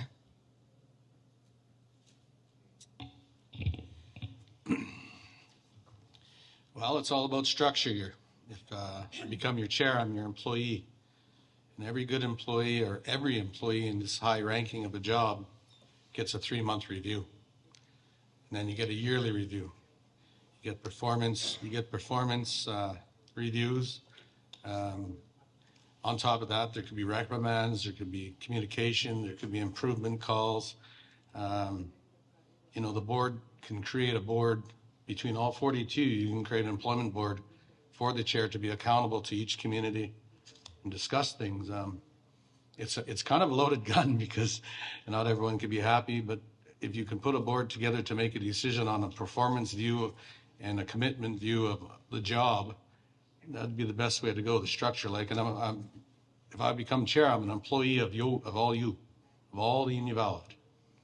And if I'm not doing a good job, I want to know, because that's the only way I can improve. That's the only way I can get the message across. And that's the only way to improve what you're doing as your job. So if we're going down the wrong path on something, we have to communicate. But the review is a good thing after 3 months, 6 months, a year. I would leave it up to you, the boards, to build a structure and a committee to make sure that the leader's accountable to everybody. And I mean accountable to each community, accountable to each director, each region. Accountability is a big thing. And if we're not doing our job or not listening, we shouldn't be here. And that's the way I see it every time. It's, like I said, accountability. If you decide to build a board, it's even better. But if we have a 42 director meeting, we can listen to you flat out, listen to everything you want, your needs, and especially if you're doing something wrong. The leader needs to know so we can fix it and carry on forward and make it better. Thank you. Thank you, Candidate Wainman. I'll ask the third respondent to take the floor, please. Yeah, thanks, Robert, for the question, Community Corp. I think in regards to this and the size of the corporation, where we've been transitioning to, taking on more activities and self-governance, I think that it's timely for something like that to be conducted just because of the growth and to continue to seek direction. So we're going to be getting the 42 directors. You will be setting the strategic plan. It's up to the chair and the staff to implement that strategic plan on a regular basis. How we have been holding ourselves accountable or holding IRC accountable is by giving periodical updates, newsletters, press releases. Is that enough or not? But again, I think that there needs to be a review of that to improve assessments of where we are going on a consistent basis by every 2 years, as was suggested in regards to check and balance. Just makes sense in regards to us because of the growth. But we need to develop, you need to see criteria around that because, again, the growth that we are is maybe there needs to be also be a look at the role and function of a chair and a CEO. I mean, we're getting so big that that needs to be taken into account in the future as well. Because one is political and one is implementation. So there's that needs to be conducted, but you need staff to go and put something for you to look at in the future. Thank you, Candidate Smith. I'll ask the fourth person to take the floor. Thank you. Thank you, Kate, and thank you to the Inuvik Community Corporation for that question. Again, my platform, and I've talked about this earlier, was collaboration, community, transparency, and accountability. We should never fear to communicate. If you truly believe in the work you do as a team, there should be no fear in having a 42 director meeting, whether it be every 2 years, every 1 year. That's a direction from the 42 to the board to the chair, and that needs to happen. Strategic planning process, again, the reporting on the strategic planning process is instrumental and critical to the organization's success and to Inuvialuit's success. And I spoke about this earlier. It's important that we have these mechanisms in place. And Robert did question about recall of the chair. And I know there's provisions in certain bylaws, in the IRC bylaw number 1, where there is a recall provision for the IRC chair, if the board or the 42 would recall the chair. Koinaini, thank you. Thank you, Candidate Kuptana. I'll ask the fifth person to go, please. Number 5.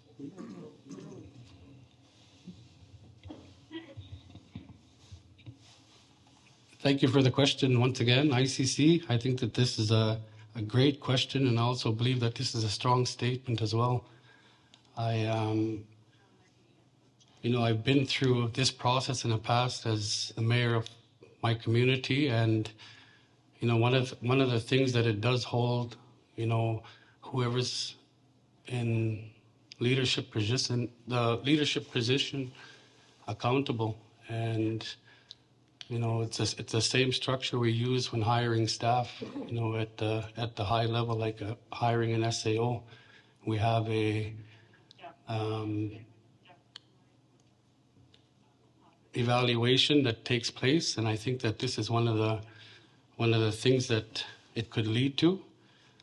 I also believe that it holds accountability in making sure that whoever's in the IRC chair is committed to doing their job and following up with the communities. Lastly, I believe that there could potentially be another solution to this when you bring this idea up, is that 42 directors right now are having it every 4 years. Maybe this is something that we could see every 2 years or even annually. I think that's another way of holding the seat accountable. Thank you. Thank you, Candidate Elias. Would the person that got 6th please take the floor?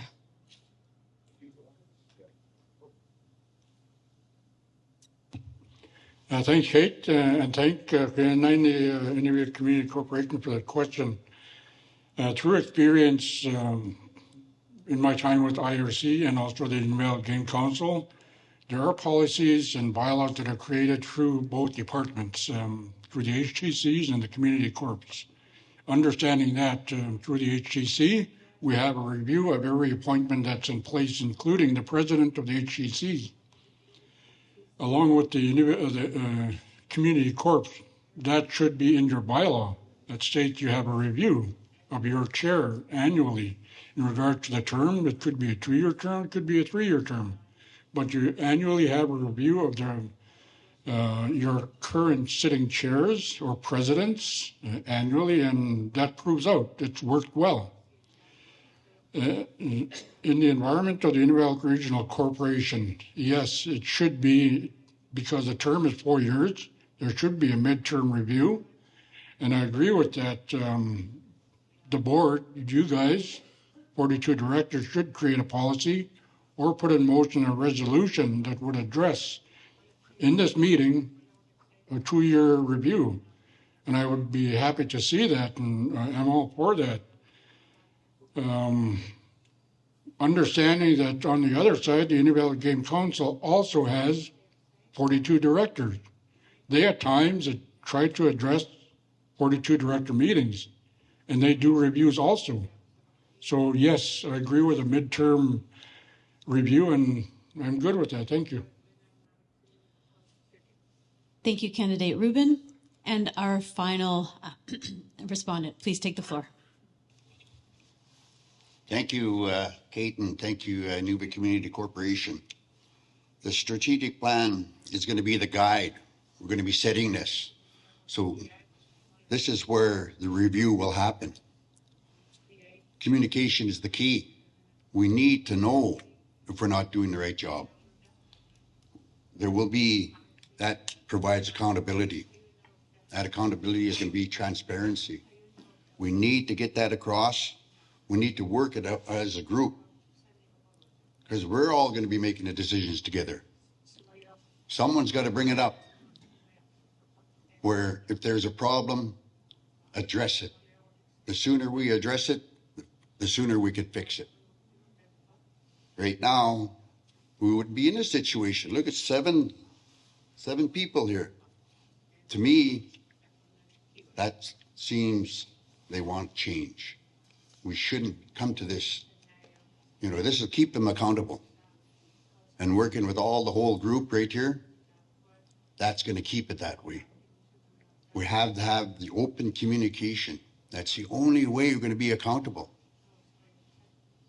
You know, collaboration. That's the thing. We have to make the plan. We have to stick to the plan, and we have to monitor it to complete the plan. If we're not going to complete it, our job's not done.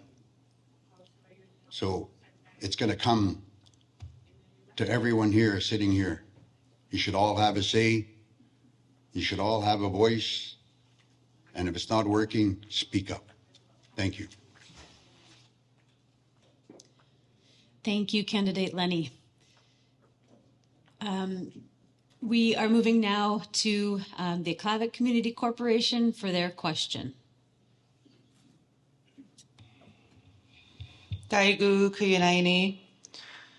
The question that we came up with today, if elected, are you willing to work with the communities to form a reintegration program for our members to come home to, a safe place after treatment or a counseling program?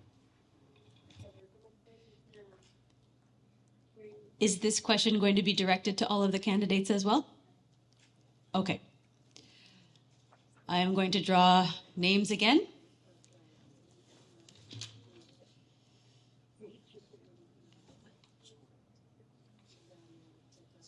Okay, we are going to move down the line from Mr. Erwin Elias on.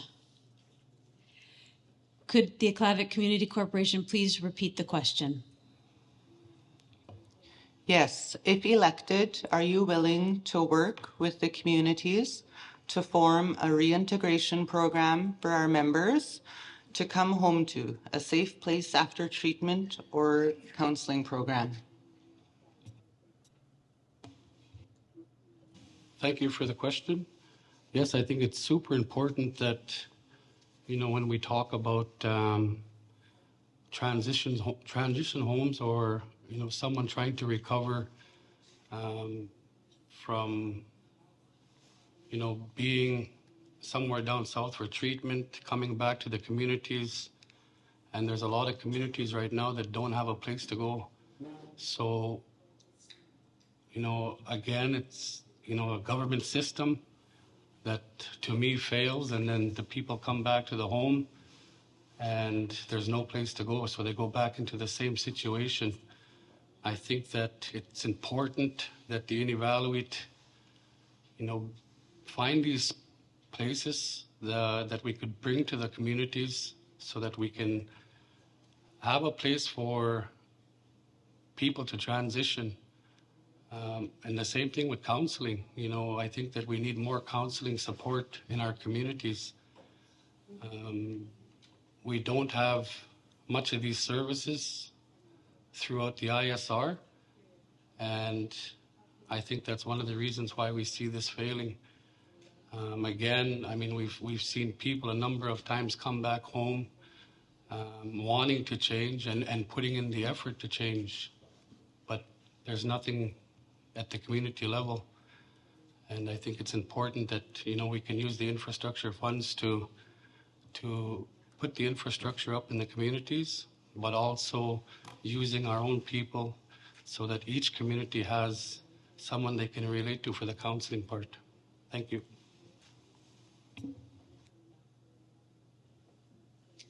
Thank you, Candidate Elias. I'll turn the floor now to Candidate Kuptana. Thank you, Aklavik Community Corporation, for the question. This again is critical. We have many people that are going out for addictions treatment and counseling many times in the South, and they come back and they come back to the same situation within their household or within their community. So many times they're struggling to succeed and those supports are not around. We need to provide an umbrella of supports, working with IRC and the government of Northwest Territories and the federal government, and also NGOs provide a lot of that support as well, where we can collaborate and work together to help those in the community that are struggling, that are transitioning back into their home community and hoping to succeed. We need to offer counseling supports, one-on-one supports. On the land programming is very helpful and helps them ground themselves and they find peace when they're on the land. We need to build that up and encourage people. I think that there's many programs with the government of Northwest Territories and also the federal government, along with many NGOs, which talk about transitional housing, tiny home projects, transitional housing to addictions recovery program. Like all of these things need to be offered, and we need to do a careful analysis to see what programs and supports are available to the community so we can support people so they can go back home. Koinaini. Thank you, Candidate Kuptana. I'll turn the floor now to Mr. Hans Lenny. Thank you for the question. Well, we definitely need an aftercare program because we see it now where the people are coming back, they just fall into this vicious circle again. It's not because they want to, it's because they have no avenue for their self-help. On the land programs work the best. It's in our blood, in our Inuvialuit blood. That's what works. You give them out there, it builds up their self-esteem. You get them to harvest some animals, some fish, feed the elders. And on top of that, set a few traps, you might get some income. Then they have something to work on. But building their self-esteem is so important for them. They just need to stay busy. You know, having sharing circles. We see that happening right now in some of the communities, getting positive results out of that. Just talking about it. If they can help someone, that makes them feel so much better inside too. You know, just having to share their experience. That experience might help someone else that's struggling too. Because we don't know what the people are going through. You know, you got to watch how you talk to the people. You don't know what they're going through. They may look nice and happy walking through the streets, but at home they're struggling. So you have to have that type of passion to help them. So just get them out on the land because that's how we are. That's how we are as Inuvialuit, you know, and just helping them. Thank you. Thank you, Candidate Lenny. I'll turn the floor now to Mr. Lawrence Rubin.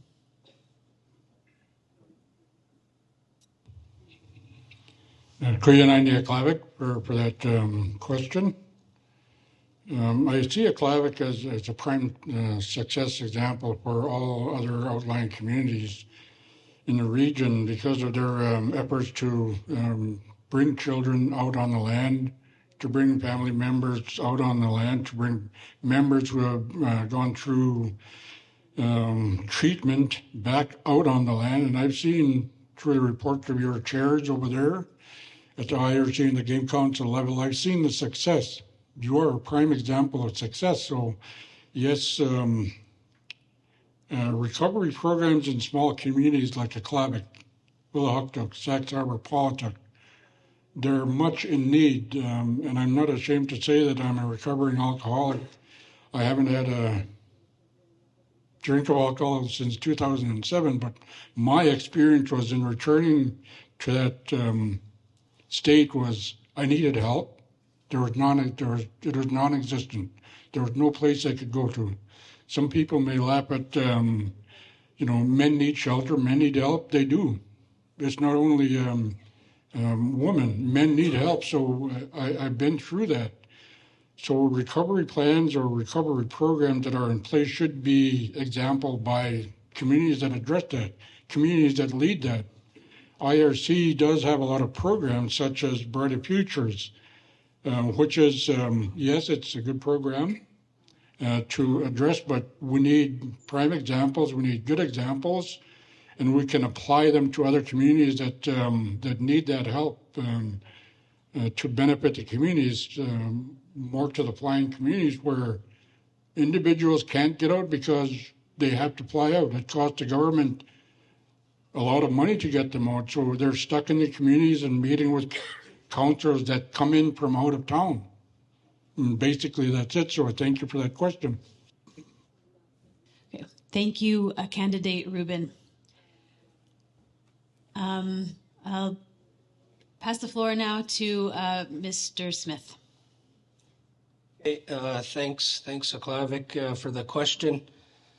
As many of you are aware, there are a lot of programs and services being provided. We have built up capacity within IRC to have our own councillors and or outside councillors made available, whichever people may prefer, as well as on the land or different services, etc.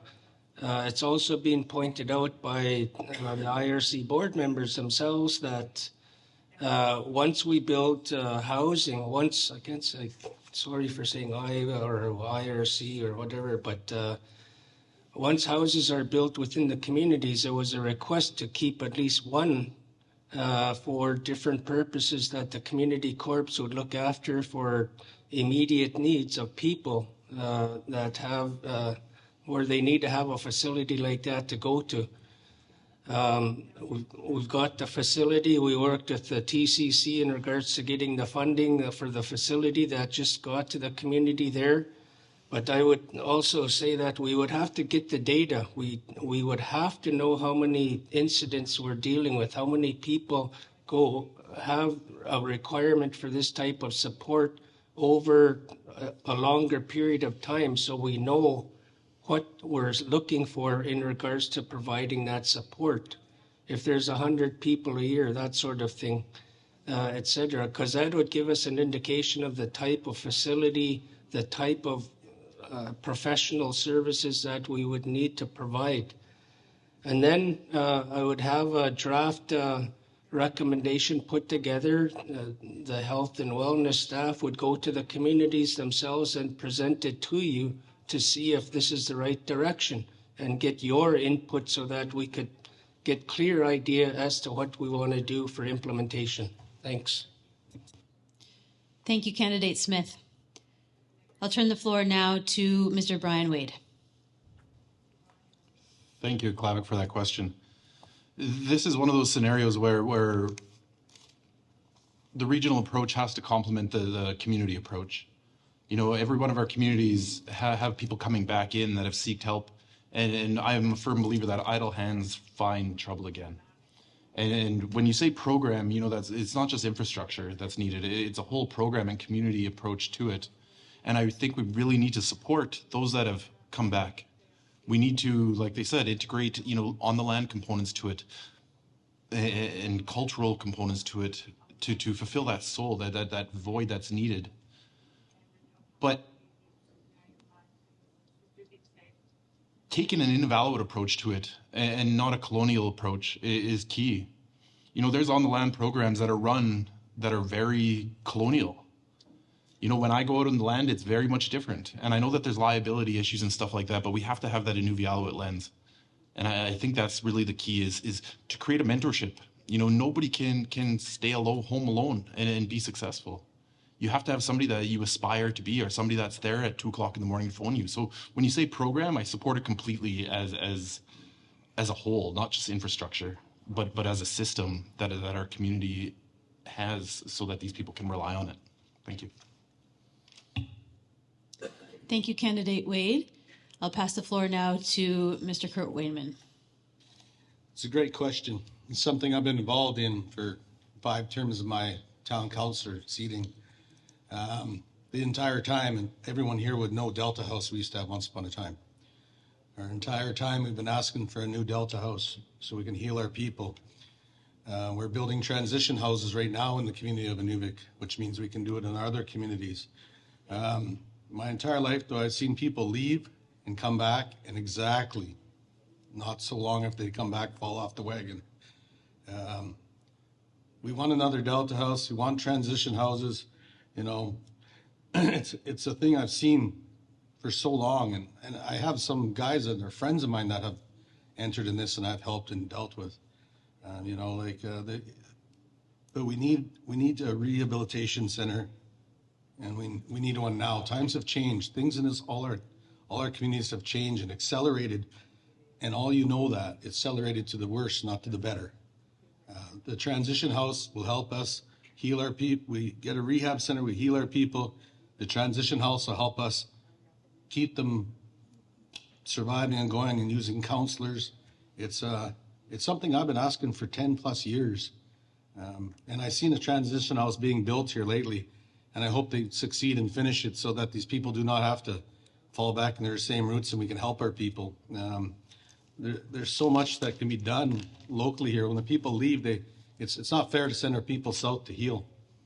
It's not fair at all. We need a healing center, just like our women's center down on the hill there, a halfway house, something like Delta House that deals with the alcohol and drugs that we have to deal with, and the transition house to move them on in life. Thank you. Thank you, Candidate Wainman. That concludes all the responses to Aklavik Community Corporation's question. We will now move to Ulukhaktok for their question. When you ask your question, if you could just let me know whether it's being posed to all of the candidates or just one of the candidates, that would be great.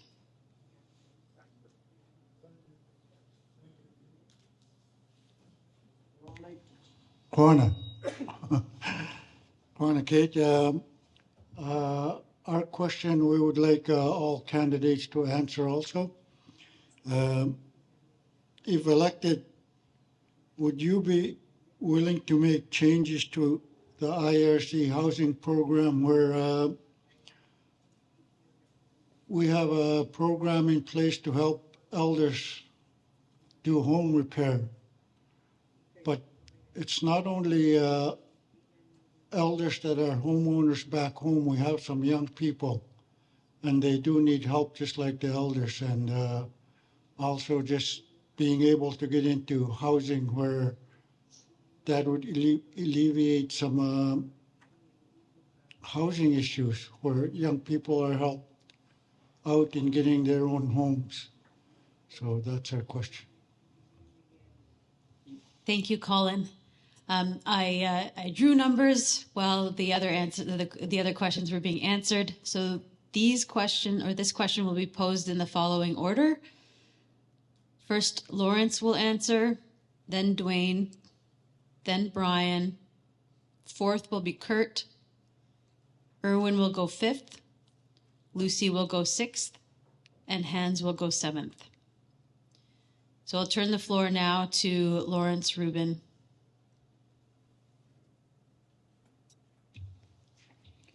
Colin, and thank you for that question. We've been going through this retro program for the last 5 years in regards to elders and so on. I think we're down to the age of 50 or 55 currently, but still, as you state, that still doesn't address the current situation with, as you posed in previous meetings, younger people who are currently in the state of owning their own units or private homeowner units. They don't have the help that's needed out there that's required, not even by GNWT housing. So IRC has that those resources, but how do we address that? By changing the plan, changing the process, allowing the younger ages to be attended to at this stage. I've seen that as a fix in the community of Paulatuk where some younger members are owning units, but they still haven't been addressed. They're not getting the fixes that they need, the retros that are required. In our region, it's cold in the wintertime, even with climate change. It's still cold out there. We still have to, plug doors, put towels under the seams and whatnot, plug up windows, which are a safety issue. So yes, I would create a plan, if elected as chair, to address changes in the housing retro program under the Inuvialuit Regional Housing Program. So and it's much needed. So thank you for that question. Thank you very much, Candidate Rubin. Next, I'll pass the floor to Mr. Dwayne Smith. Thanks, Ulukhaktok, for the question. Being a little bit more familiar with in regards to the elders repair programs, yeah, it has been up to 50 and over so far, just because of the numbers of people that have been needing repairs. It's also been suggested to the board that we would, if re-elected, we would consider creating an IHAP program. Most of you, might be familiar with IHAP, and this would be an Inuvialuit housing assistance program where we would entertain beneficiaries taking over ownership over a number of years, just like how it was run by the GWT many, many years ago, for them to demonstrate that they can look after these houses. So there's that scenario as well, because it's already been pointed out that we have funds to build housing units, but we do not have funding for O&M. And when you're building that many units, it's going to be a very extreme cost. But people also want to get into having their own home ownership as well. So there's that scenario that we would look at entertaining moving forward, to have young families take over day-to-day ownership and responsibility, where they would sign an agreement with IRC to ensure that they're demonstrating that they're keeping the upkeep and the cost and the maintenance of that facility over time. Thanks. Thank you, Candidate Smith. We'll pass the floor now to Mr. Brian Wade. Thank you, Colin, for the question. Thank you, Ulu. To start off, we have to encourage home ownership. We have to make it lucrative and appealing to people to want to buy homes.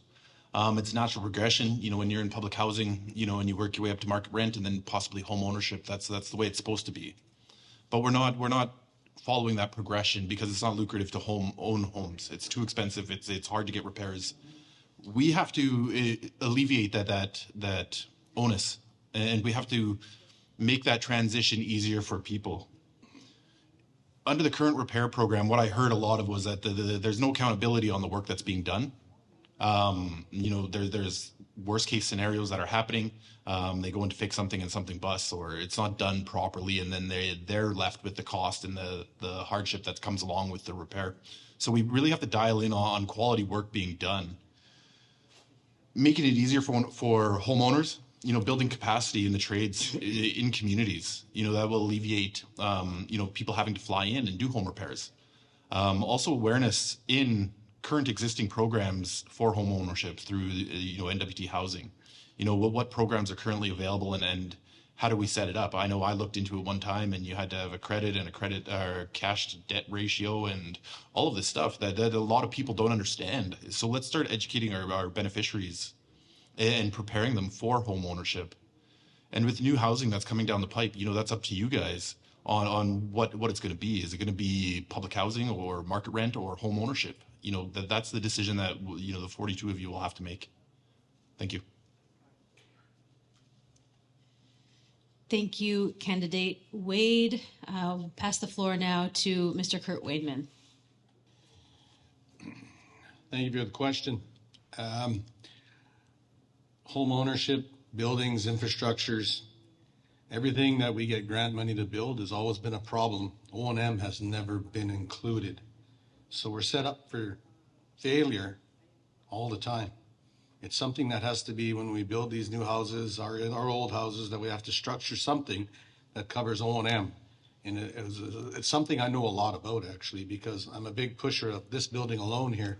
It was built, but they never provided O&M. It costs the community, the taxpayers, money.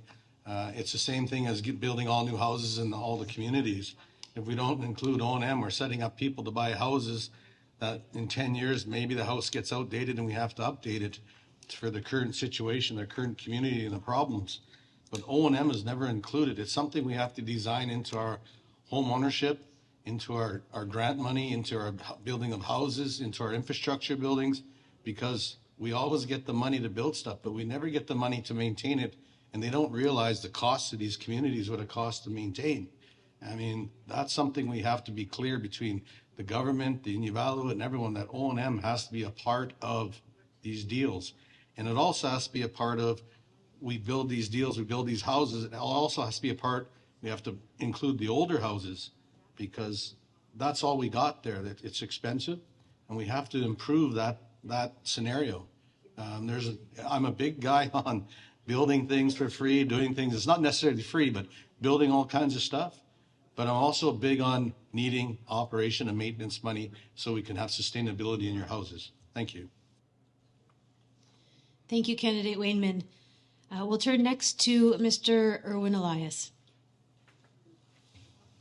Thank you, Ulukhaktok, for the question. I think that, one of the things that I see here and have gone through the system myself, I feel for the younger generation, especially those that, are trying to get off their feet, to become independent and become homeowners themselves.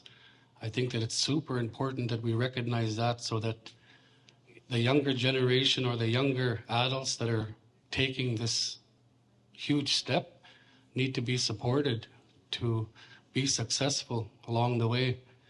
I also think that we need to continue supporting the elders' homes. That's one of the things we've heard a lot throughout the campaign, is that, there's tough living conditions in a lot of communities.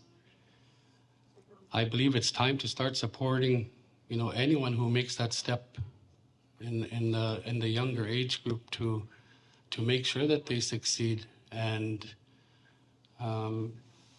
become a homeowner. Again, this is why it's so important, I believe, that we need to roll out our housing program. The sooner we can get that housing program rolled out to the communities, the less concerns we may have. Obviously, building criteria and guidelines around whether we do target market rental or social housing. But again, thank you very much for the question. I think that, it's very important, and when you're a homeowner at a young age, it's really hard to get by. And again, even when you're an elder, even harder. So thank you for the question. Thank you very much. We'll pass the floor now to Ms. Kuptana. Thank you, Ulukhaktok Community Corporation, for the question. In terms of migrating this from elders' home repair to the more younger working people in the community that own their own homes, I think we need a clear review of the Inuvialuit housing plan to see what's planned, what progress has been done with that plan. We have to take stock and look at the regional landscape, look at some statistics, look at who owns homes in especially the smaller and more remote communities, look at the condition of those homes, and provide an evaluation. But it's clear that we need to support those that own their homes. Otherwise, we're putting more pressure in the public housing program, and that program does not need more pressure. It's hard enough as it is, and I think supporting homeowners and just maintaining their homes or adding a new piece of infrastructure within the home, like a boiler system or a foundation or a roof, this is all critical to maintaining that home, and they need those supports. These are very costly upgrades, and many times people cannot afford them, and they have to make some hard choices. So with our Inuvialuit housing plan, we should include those that are more younger and those that own their own homes within community. Quite 90 for the question. Thank you, Candidate Kuptana. I will pass the floor to Hans, please.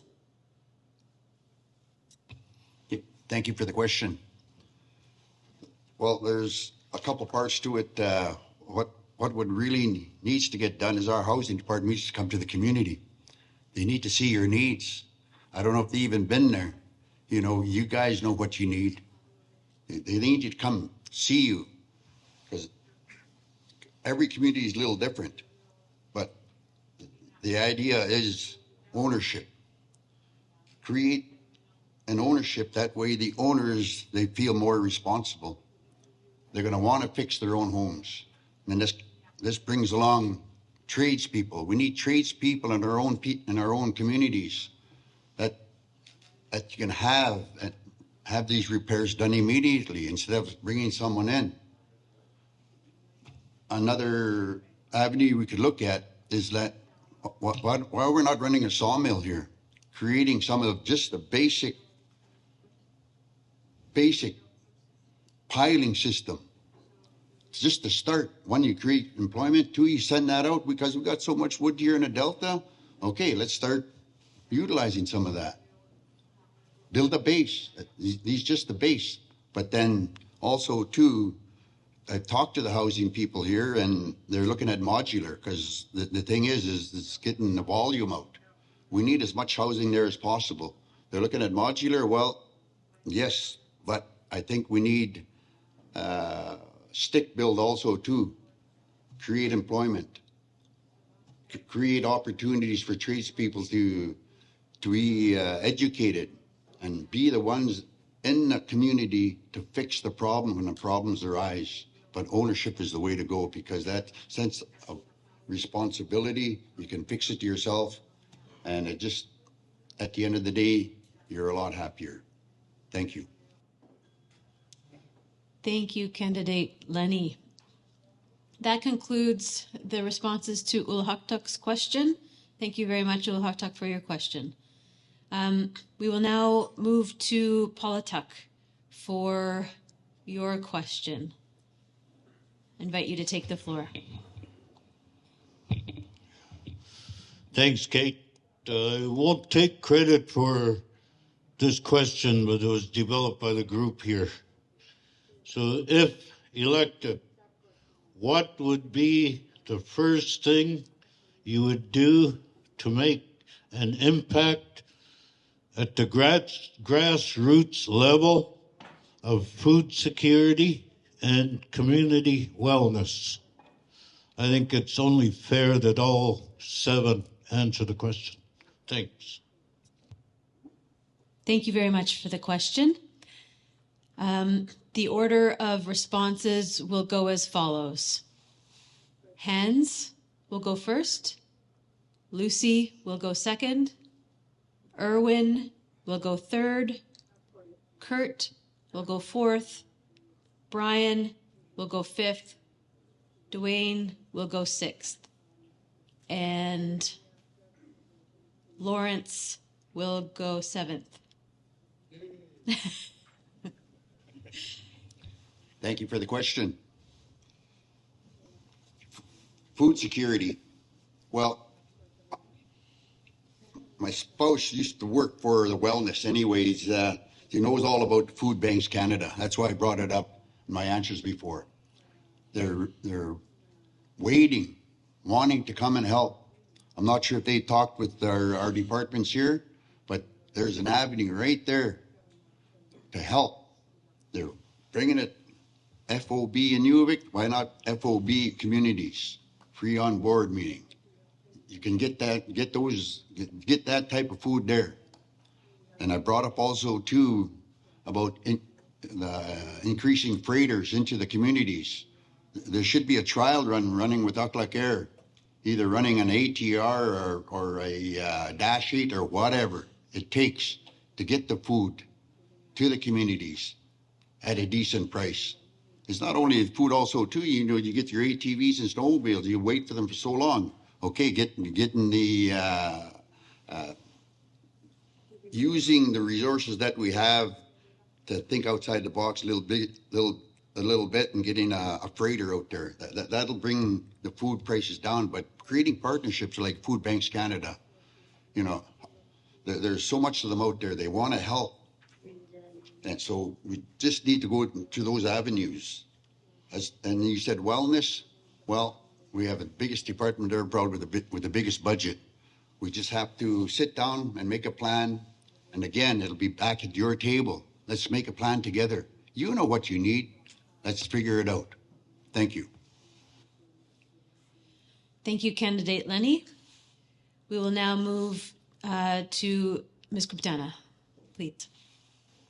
Thank you, Kate, and thank you to the Paulatuk Community Corporation for the question. Again, this question is critical, and this is something I heard throughout the campaign, is the cost of living in the community. People are finding very difficult just to survive paycheck by paycheck. Groceries, the cost of groceries are out of control. The cost of fuel is out of control. Aklavik Air and with the planes that they use, how can we collaborate with Ken Borick to provide better service to community? Like Hans mentioned, freighters in community, how can we do this in collaboration with Ken Borick to make sure that it's utilized fully in community and communities are satisfied with the service? I think that with the IHAP program, the Inuvialuit Harvesters Assistance Program, we really need to look at that program and utilize that. We need to look at all our contribution agreements. We had a presentation this morning with the hundreds of millions of dollars in contribution agreement funds that we have for this organization, for this region. And what are we doing with that? We need to look at what's been committed and how we can roll this out in community as soon as possible. We need to look at ICEDO, our country food processing unit here in Inuvik. Why aren't we adopting that in all communities so we could have that throughout the ISR? We have an abundance of resources, country food within the ISR. Why aren't we adopting that so we could barter, we could trade, we could utilize food from within community to community? I think there's so many opportunities, but these are some of the things that I could think of just at the top of my head. Thank you. Koinani. Thank you, Candidate Kuptana. We'll pass the floor now to Mr. Erwin Elias. Thanks. Thank you for the question.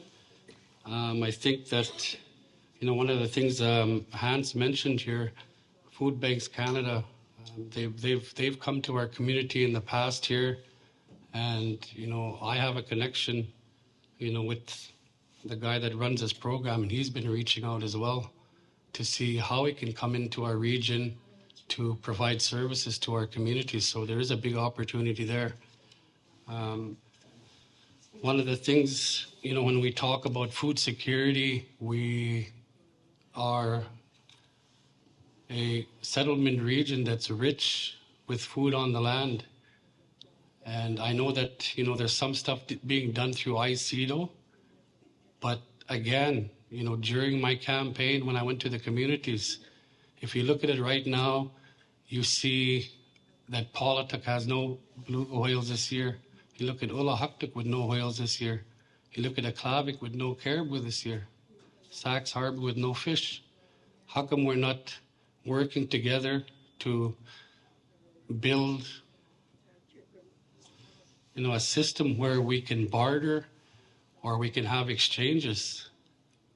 Food security, we have everything in our backyard, but, the thought of buying muktuk pails and not building a program into it, and then when the muktuk pail comes to IRC, we're marking it up and selling it back to our people.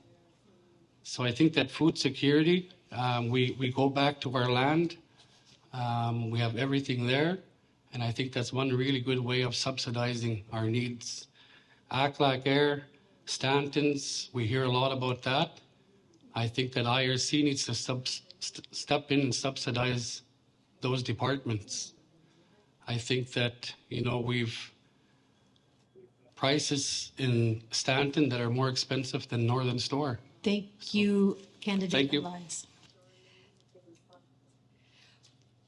Okay, we'll now move over to Mr. Wainman. Hello, thanks for the question. Food security and wellness. Well, first of all, I think we should be buying out the co-op, and we should be turning it into a Stanton's. We should, and that's a start. And then we got to look at our supply line, and we look at our supply line. That means being bigger planes or more flights, in order to bring the price down on food. The more we buy as the group of Stantons in bulk, the cheaper the food gets. So the more communities we involve, the cheaper stuff gets. It's a no-brainer. You buy more bulk, everything goes down, then we can pass the savings on to the communities. It's a known fact in business. also the find a way to lower the gas so you can hunt more. Find a way to lower the shells so you can hunt more. Cost of living, right? Send it down for your wellness. Every ISR community should have a Stanton's. That's my thoughts. We need to control the supplies in the communities with our flights, bigger flights. If we save a bit everywhere, we can improve every community. But we have these stores in our small communities that we don't own and we don't have no interest in, so they set the rates to whatever they want. If we have control of it, we can set our rates and we can subsidize and we can look after our people better. That's my thoughts and ways. Thank you. Thank you, Candidate Wainman. We'll pass the floor now to Mr. Brian Wade. Thank you, everybody. Food security. Regarding to Inuvialuit, there's two forms. There's a retail food and there's the traditional food. The retail food, I went into every community and I saw grocery prices and it is astronomical. There's two communities in the ISR that have no competition. The stores create their own price and the customer has to pay whatever they have. You see the direct benefit to that in other communities that have competition, further communities away from the main hub of Inuvik, and they're paying less for groceries. There's direct competition in the communities, so we need to get competition into the communities to lower those grocery prices. For market food, continue the advocacy work on the subsidy, the NNC subsidy that's not working right now. I'm involved in those conversations, putting on the table to subsidize things like bullets, gas, a grub box to take out on the land, having a fixed price on that so that doesn't fluctuate throughout the seasons. Access to traditional foods, it's a staple in all of our communities. It's something that we got to support and encourage. I know that, the Iceto Country Foods Processing Plant does a good job. We don't distribute enough as of yet, but I'm a firm believer that our region holds enough resources to provide to everybody. We have to put those satellite facilities in the communities to meet community needs as well. Entertaining ideas like community harvesters, that go out and that's what they do for a living. Ideas like this are out there. Enabling people with the tools and resources that they need to go out onto the land is essential. There's a lot we can do to lower the food costs. So thank you. Thank you, Candidate Wade. We'll pass the floor now to Mr. Dwayne Smith. Thanks, Bill Paulatuk, for the question. I'll try to follow it in order. In regards to the food security issue, I would continue to lobby the federal government for funding, for long-term funding, because both food security and the health and wellness funding have sunsets within them.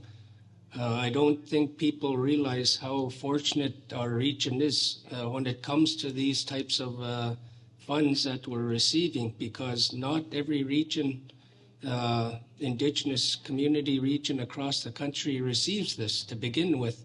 So we have been fortunate in having these continue to date.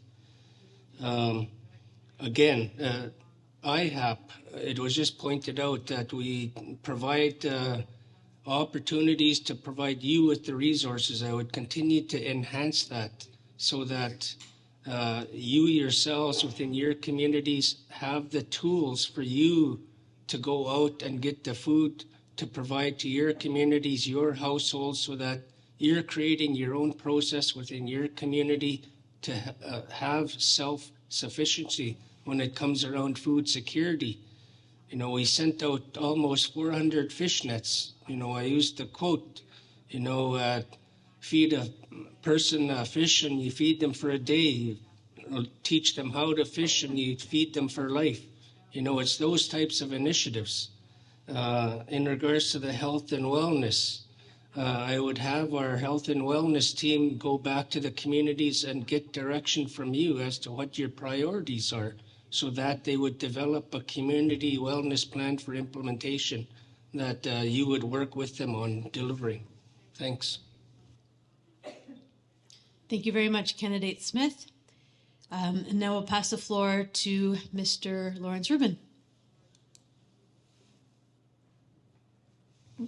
United Paulatuk. Thanks for that question. Being from the community of Paulatuk, I've seen and experienced all the needs that are required for food security and community wellness. In my opinion, they're both tied together. If you run out of food, then your mental state has changed. So they are both tied together. For the benefit of flying communities, including Ulukhaktok and Sachs Harbour, Aklavik and Inuvialuit Development Corporation should devise a plan to subsidize such food like caribou, fish, geese, eggs. Many times I've gotten egg from Sachs Harbour, and I've sent char to Sachs Harbour as a trade-off. Back then they didn't charge us for sending country food, but now they are. So we have to revise that plan to ensure food security is addressed through all outlying communities. Nutrition North, we've all been down that road before. We all know it's failed. Currently, the federal government is reviewing Nutrition North. We relied on that to address order through Stanton.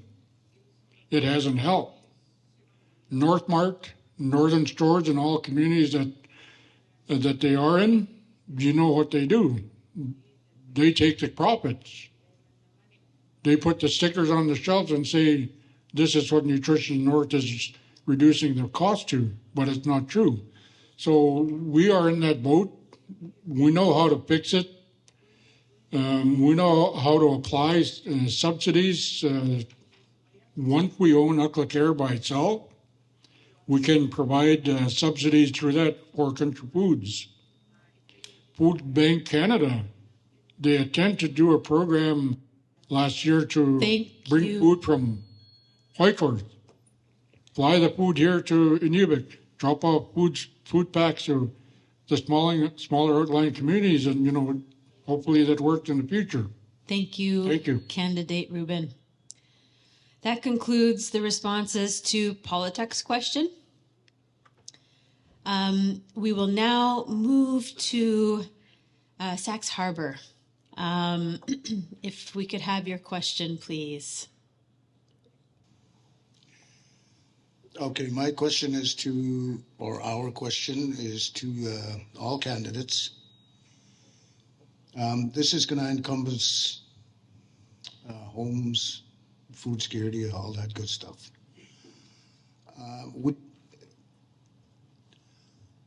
The government has put a moratorium on oil and gas in the ISR, in the Beaufort Sea. Would you, if elected, be willing to fight the federal government to retract that moratorium and get back on having oil and gas industry in the ISR again? Because as you well know, when there was oil and gas industry, everyone had a job, everyone had money to burn. This would solve the food security problems, the homelessness, all that good stuff. So would you be willing to go to war, let's say, or fight with this federal government to bring back oil and gas in the ISR? Thank you. Thank you very much for that question. Responses to this question will flow in the following order. First will be Mr. Brian Wade. Second will be Kurt Wainman. Third will be Mr. Dwayne Smith. Fourth will be Mr. Hans Lenny. Fifth will be Ms. Lucy Kuptana. Sixth will be Mr. Erwin Elias. And finally, seventh will be Mr. Lawrence Rubin. I'd like to pass the floor now to Mr. Brian Wade. Thank you. Check. In 2003, I took part in the oil and gas boom that was happening at that time. I saw the benefits that you're talking about, Darren, and it was good to see the economy flourishing and people happy and feeling productive. The moratorium that was put into place, from my understanding, it was not consulted and it was done on without consultation with Inuvialuit. So that's something that we have to fight against, is that Canada making the decision for us. We should be responsible for those decisions. Now, regarding the economy around oil and gas, I don't know if there's still that big boom for oil and gas. But looking at alternative measures to create an economy that everybody can partake in again is priority. You know, right now, from what I see from community economic development lens, is that tourism is, you know, on the increase right now. We have increased tourists coming up the highway, increased cruise ships coming down the Northwest Passage. There's jobs and there's money attached with that as well. So we need to create a tourism strategy with consultations from all 6 communities on how we proceed there. That would be my approach. But like I said, I'm pro oil and gas. I was part of it. I've seen the benefits of it. But it's up to the market, essentially. And I still have time. So, you know, M18 is a big one. You know, there's a lifelong career coming down the pipe. We have to get our beneficiaries excited for that. You know, it's not like the rigs where you could go and be a floor hand or a roustabout. You need specific training. It's the same industry though, and we need to get our people excited for that and get them involved before it comes. Thank you. Thank you, Candidate Wade. I'll pass the floor now to Kurt Wainman. Thank you. Same as Brian here. I was part of oil and gas when it was here in booming. The decision that came across for the moratorium was just like all of you woke up one morning and they said, that's it. You all know it was wrong. They never consulted us. They never talked to us. Maybe they did, but us never heard this. It was like we got up one morning and it was like, that's it. You're done. You got a moratorium, blah, blah, blah. Okay. Well, thanks for letting us know. I would support bringing back oil and gas to work as long as the boards would support me and vote for it. The direction it has to go is that everybody has to want everything.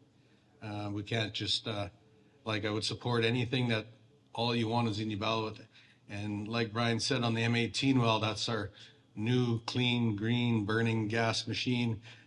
There's other ways that is related to oil and gas.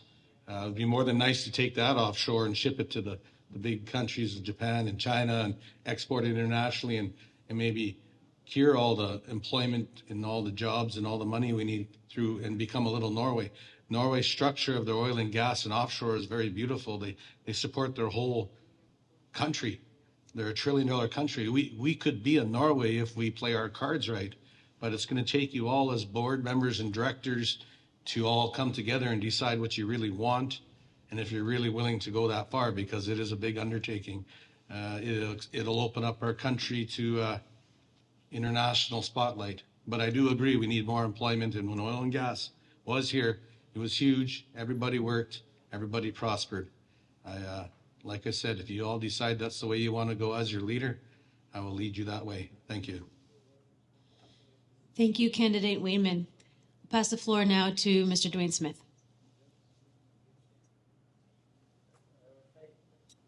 Thanks, Sachs, Darren, for the question.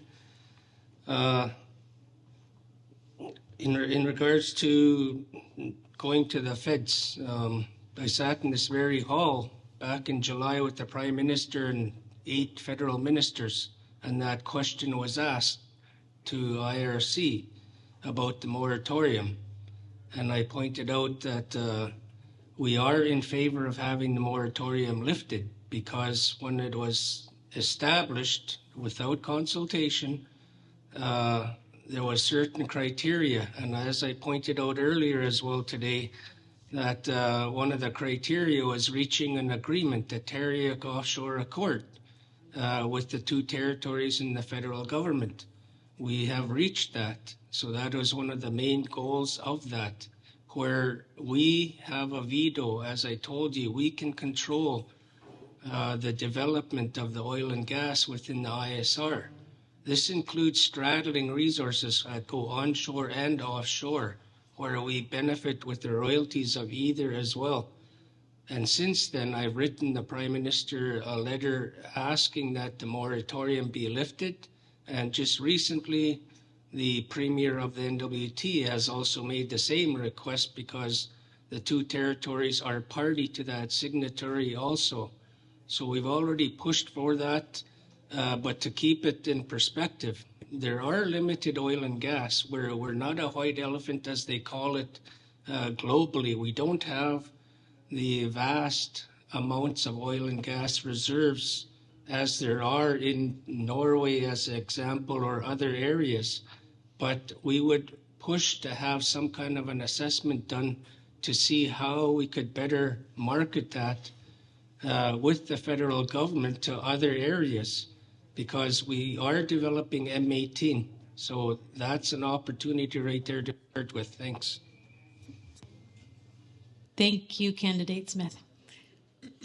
Next, we'll pass the floor to Mr. Hansletti. Thanks for the question.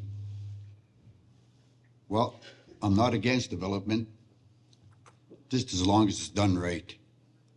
We've been through it before. We know what works and what doesn't for our area. We have to get our house in order. We need to ensure that our harvest data collection is current, because if there's a catastrophe, we're going to start talking compensation. Okay, we need to prove to the government or to the oil industries that this is what you'll be ruining if something happens. So we need that data on hand, ready to talk to them, go to the table with them, because this is our land, this is our environment. You're going to take away a whole bunch of things if something ever happens. You know, we need oil and gas is here right now. They're working with us. They are really good partners, you know, but they're spending money with no return. So right now is actually a pretty good time to, okay, let's put their money where their mouth is, and okay, let's start talking. We got to make partnerships, because if we're going to do it, we have to extract as much money out of them as possible, because they will be making a lot of money off of our area. So we just got to plan it right, get things in order, and get our people to work. That's the thing. We have to figure out how we're going to export it. Is it going to be a pipeline? Is it going to be shipping? That takes a whole lot of planning in place. You know, the backdrop of it, if it ever happens, something ever happens, we're going to be the ones paying for it, and our kids. So we just have to make sure it's done right. Thank you. Thank you, Candidate Lenny. We'll pass the floor now to Ms. Lucy Kaptana. Thank you, Sachs Harbour, for the question. And this is a really difficult question to answer, because I'm not a big proponent on oil extraction in the Arctic, especially the deep offshore. I really worry about that. And many times companies come into the Arctic, as we've seen over the last 50 years, and they leave a big mess. Look at all the sumps we have in the Western Arctic. We have over 220 sumps that need to be cleaned up, and who's monitoring those sumps? So just imagine something in the Arctic offshore. That's really troublesome. I know there's been a lot of work done over the last 10 years, a lot of negotiations, because again, this was done without consultation with the Inuvialuit. IRC has done a lot of good work with a Tuktoyaktuk offshore agreement, and working with the government, Northwest Territories, the federal government, and also the Yukon government in partnership in negotiating an agreement dealing with the offshore. And the IRC today is a partner in that agreement. And that's at the forefront. And that's been some really good work by the Inuvialuit Regional Corporation. In terms of onshore, there's a lot of possibility. The M18 project is going to be a game changer for this region. It's going to provide gas to this region, natural gas production in this region, and supplying our communities with a synthetic diesel. And that possibility is going to help us so much, especially with the cost of living. I know that the Arctic offshore moratorium, there was work done on the Beaufort Sea Regional Environmental Assessment, and that was completed in 2020. So maybe we need to have a good read of that document, because a lot of work went into it. It was about 5 different parts of this assessment, and this is something that we need to utilize. Thank you, Koinaini.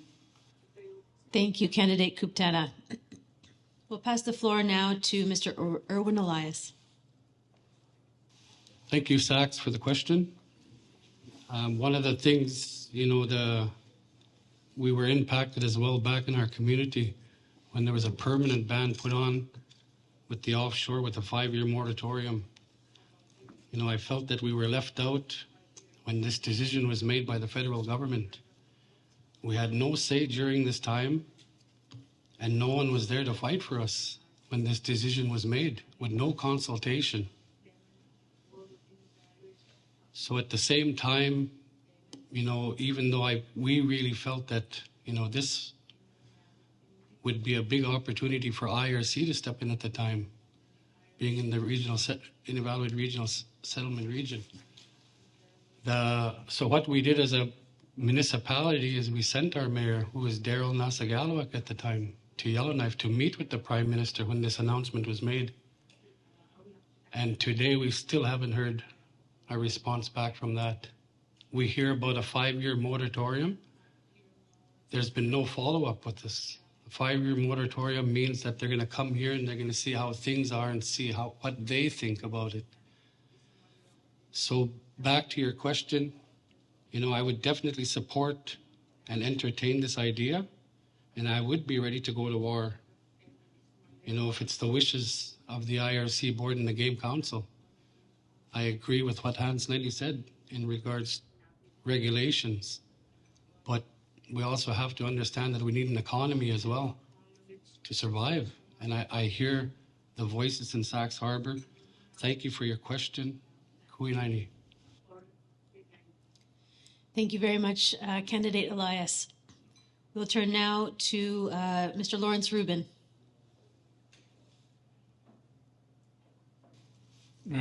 Kuinaini, Sachs Harbour, Ulukhaktok. To answer your question shortly, is the moratorium was in place since 2017. And I had asked Dwayne when he met with the current Prime Minister, has he asked to lift it? Apparently he did. And again, the moratorium that was set in 2017 was because Canada wanted 25 to 30% of the coastal areas that Canada owned to be protected, meaning that they wanted marine protected areas in the region. So far we've got Tuktoyaktuk, we've got Inuvialuit marine protected areas, and there are more areas that are suggested or looked at in regard to Ulukhaktok, Sachs Harbour, maybe more areas in our western coast, but you know, that's a situation that we were put in. Until the moratorium is lifted, I was told that IRC is not agreeable to marine protected areas until we find out what's out there. So we need to do that again. We need to implement a program like BREA, the Beaufort Regional Environmental Assessment, the RCA program, the Regional Environmental Assessment Program. They're there. All the documents are there, so they can be reviewed to address and answer those questions. Should we allow oil and gas in the region? But again, the Inuvialuit Game Council plays a big part in that. And with their cooperation, we can devise a plan to work cohesively to address oil and gas in the region again, because disasters come from that. Natural disasters are in place now because of climate change. So we need to be ready for the worst case scenario in that regard. Thank you. Thank you, Candidate Rubin. And that concludes the responses to Sachs Harbour's question. So we now move to Tuktoyaktuk for your question. Our question is for all 7 candidates. We're going to talk in regards to the forgotten ages of 18 to 30. As there's no programs, nothing in Tuktoyaktuk. My question to the elected chair, how can you help with funding for programs and infrastructure for the ages of 18 to 30? Thank you. Thank you very much for your question. The responses to this question will be asked in the following order. Going first will be Mr. Dwayne Smith, second, Hans Lenny, third, Brian Wade, fourth, Lucy Kuptana, 5th, Lawrence Rubin. 6th, Kurt Wainman. And 7th, Erwin Elias. I'll turn the floor now to Dwayne Smith, please. In regards to any age group, there is no discrepancy or effort to not include any age groups. Health and wellness funding, which people still call Brighter Future funding, is transferred to the community corps for you to put out there in regards to proposals. So it includes all age groups. You can entertain applications from 18 to 30-year-old age groups as well if you wanted to be specific and say, this funding we're allocating for that purpose. And there have been other funds that have been provided on different occasions for activities for those age groups. We have on the land programs. We provide funding to different agencies or groups that deliver these programs on behalf of yourselves as well within the region.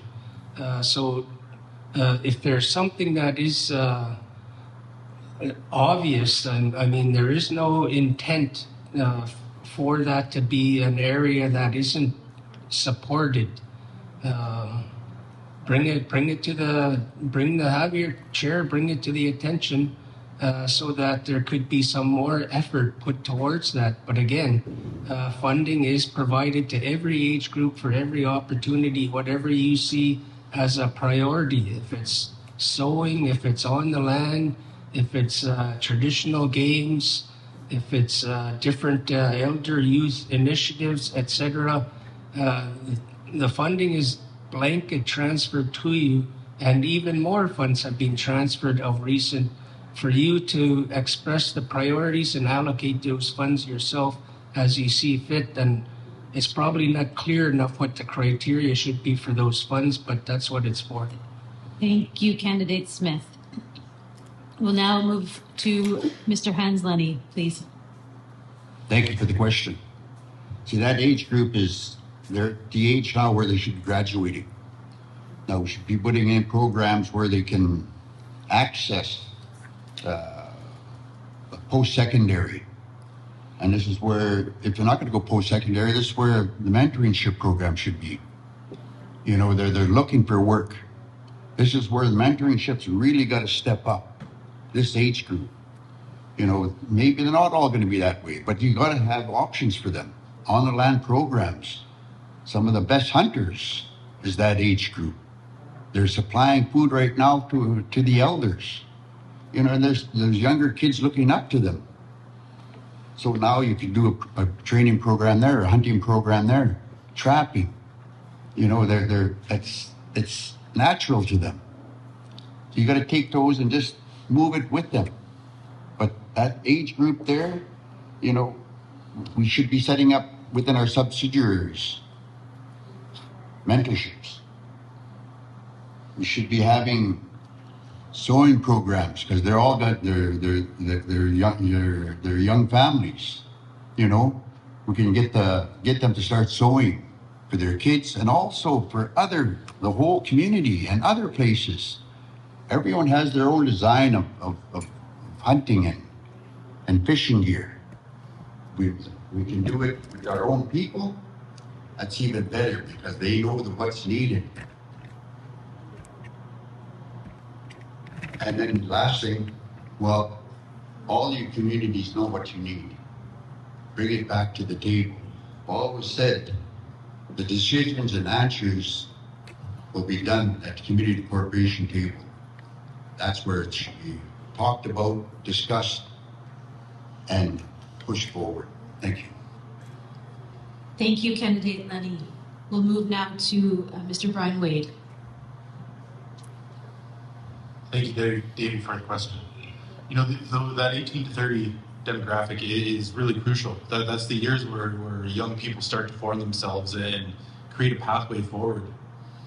As a regional corporation, I think being visible within communities and allowing you to develop planning and what the community initiatives are that are wanted in each community, and as the regional corporation supporting that, having the mentors to allow these young people to look up to them.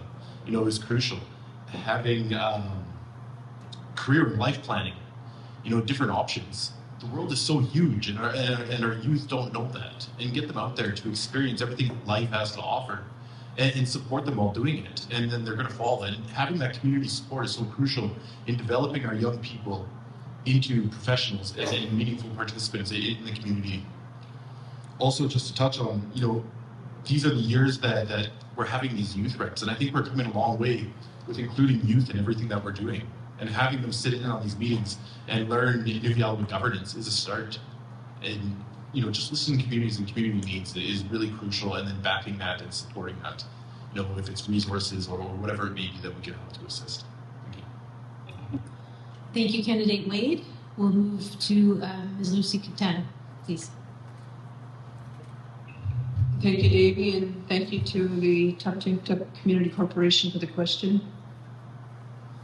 The age group 18 to 30, I see it in Tuk and I see it in small communities that they really need help. They need supports, they need recreational programming, they need things offered because they're really struggling right now and the world is so different for them.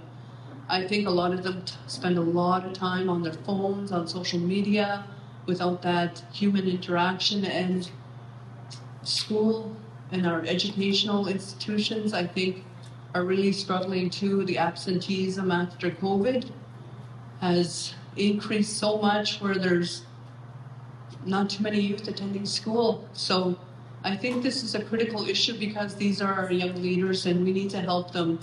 We need to have a careful analysis of our IRC programs, but also our federal and territorial government programs, our NGOs and other partners, perhaps foundations, but we need to work together again in collaboration to see what we can offer to communities to help our youth.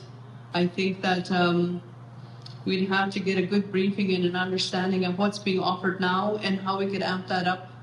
Because again, this emphasis is important and they're falling through the cracks, and many of my colleagues here have mentioned programs that are available and could be available, and there's many ideas around the table, but we need to add like education and training, capacity building, a cultural component, like a health and wellness component. It encompasses 360 of how a person is living today, and I think they really seriously need help. So thank you for the question, Koinani. Thank you very much, Candidate Kaptana. We'll move now to Mr. Lawrence Rubin.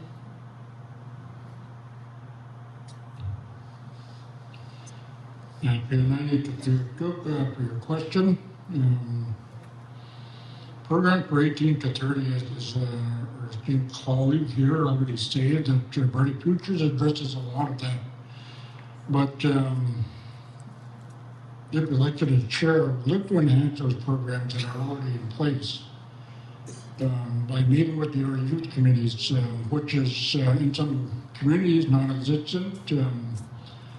We need to encourage those people 18 to 30 that have just come out of school to make recommendations to the groups such as the community corporations and the hamlets in all 6 ISR communities to improve activities for those ages. One thing I've always looked at for community events is Facebook. A lot of youth look at Facebook and say, we need something for us to do. Some of our members go through Facebook to have volleyball tournaments for all ages. That works well that way, but to address your question, I would take recommendations from your youth committees, bring them to your committee and the hamlet to address events and also infrastructure, which is much needed. In some cases, you need to put a category from the federal government to join the regional youth group or recreational group. You have to fit in that to get funding from the federal government, and that's always been the case. We need to change that. We need to help the youth at those ages to move forward. So thank you for your question. Thank you very much, Candidate Rubin. We'll move now to Mr. Kurt Wayman. Thanks for this question, TCC. It's that's a tough one. That age group is very tough to keep busy and happy. And there's several things we can do. Like you can fund, like as the IRC, we can sponsor music fest, ball tournaments, hockey tournaments. We also should be meeting with the community. We should be meeting with the TCC. We should be doing a trifecta thing to design something that's in a calendar to keep these people and children and everyone busy. It's a community effort to raise that age group. And without having a community effort, well, we'll have nothing. So we have to work together to do it. There's all kinds of that ages of pre-trades in that area as well. Like, we can look at introducing a pre-trades course to see maybe they want to move on to a trade. Maybe they want to move up. You never know. Become a nurse, become a carpenter. Those are the area there. If they haven't already done it, maybe that's something we have to introduce. Like I said, it's a tough age. If they're the community assistant, my best advice would be that we sit down together and figure out what is required, what is needed, where we can help. As well, and they have a great music festival. Used to have a hockey tournament. That was lots of fun. I used to go to those. I mean, there's things we can reinvent and reintroduce and get back to our roots and keep our children at home. It's important. I don't like our kids leaving our communities, our region. That's our future, and we have to really seriously look at it because they are our future. So sitting down together, building a calendar with the community, with TCC, and the counselors there, that would be the first step I would suggest so we can figure out how to make it together. Thank you. Thank you very much, Candidate Waitman. And we'll pass the floor now to Mr. Owen Elias. Thank you, Tuck Community Corp, for the question. I think, the first thing that comes to mind is, putting this age group back out in the land. And, that's where a lot of healing comes from. One of the situations that we ran into as a community a few years back is we dealt with a lot of suicide with this age group. And, it is really hard for the community to deal with. And I hear the concern from the community. I live in the community. And that's something that we're afraid of all the time. What this group is doing. A lot of them want to do so much. A lot of them don't have the means. When we talk about going out in the land, I think that we could build programs. A lot of these people don't have snowmobiles. They don't have quads. They don't have the equipment. But we can build a program that can accommodate that. Because there's a lot of people in this age group that are unemployed again because of the government system. If you're working, then you're not going to get free fuel no more for your house that you're living in. You're going to get penalized if you have income, especially if you're working for only 2 weeks. So a lot of people are told to stay home through the system. So I think there's a lot of good ways of doing it. One of the amazing things we have in front of us right now is we have a housing and infrastructure program that we can roll out and we can build trades into it. But even through that program, we need to make sure that we're not hiring contractors to do electrical work, plumbing, carpentry. We need to have journeymen. This thing will roll out for 10 years. We can get our people into trades in our communities. Thank you. Thank you, Candidate Elias. Thank you, everybody, for such fantastic questions. This concludes our questions from the floor segment. I'd like everyone to give a big round of applause to these candidates.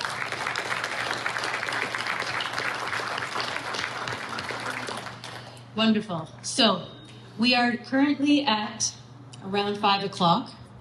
Motion to accept. I propose that we take 20 minutes, get some snacks, get some fresh air. When we come back, we'll start the voting process. And I'll ask the candidates just to move to the table to the side. Welcome to the voting segment of our wonderful day together. I'm quickly going to go over the voting process and the process of elimination as it is described in the election rules. It's a repeat from this morning, but I'm happy to go over it again so that it is well understood as we head into this part of the day. I am going to be calling community corporations alphabetically. Community corporations will line up just in front of Amanda Shortreed, who's standing in the corner, and I will be there as well. You do not need to be in alphabetical order within your community corporations. We're just organizing it by community corporation. Perfect demonstration. Thank you. When you get to the front, we will check off your name and give you a ballot. You will then take the ballot to the screen that you see here. You will take the pen that's located behind the screen and mark a clear X in the space next to the person that you want to elect. I was going to say something else. Once you have marked your ballot with the X, please fold it in half and place it into the ballot box. Shelley Hendrick is standing right here in the event that you need some assistance putting the ballot in the ballot box. Once we're getting down to the last few people in the community corporation that is lined up, Christine will ask the next community corporation to begin lining up. And we will continue around the community corporations until everyone has cast their ballots. Once everybody is seated back in their seats, the ballot box will be taken to the side. The scrutineers will be invited to come up, and legal counsel, myself, and the scrutineers will count the ballots.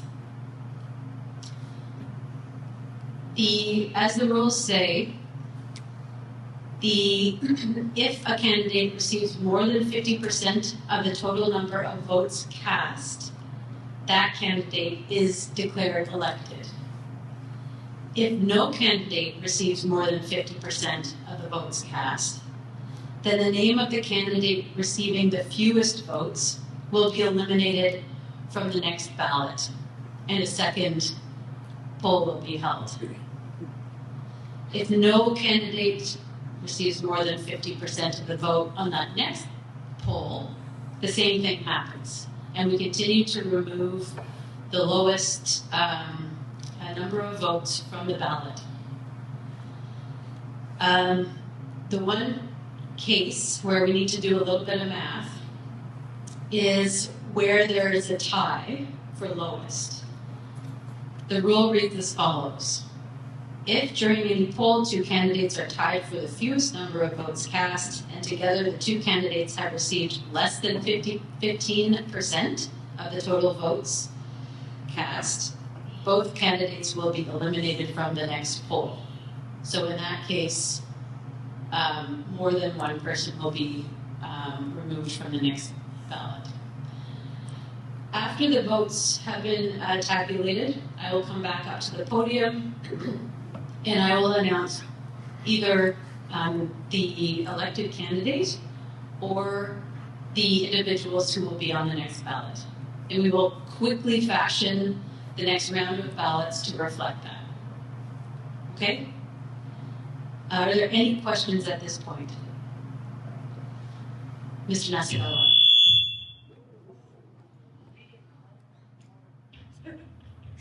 Can you explain the spoil ballot rule?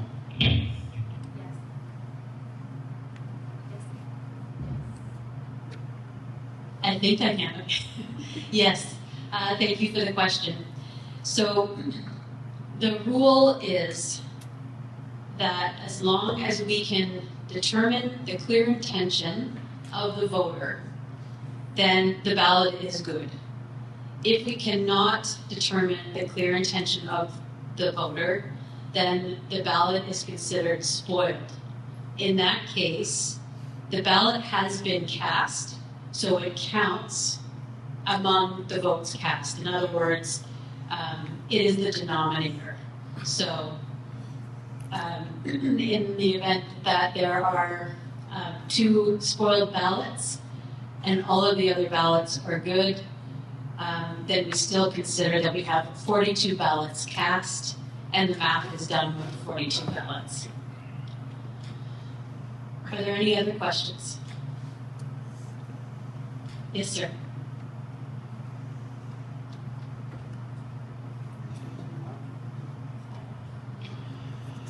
After the voting is all done, you are going to give that ballot box a good shake, right?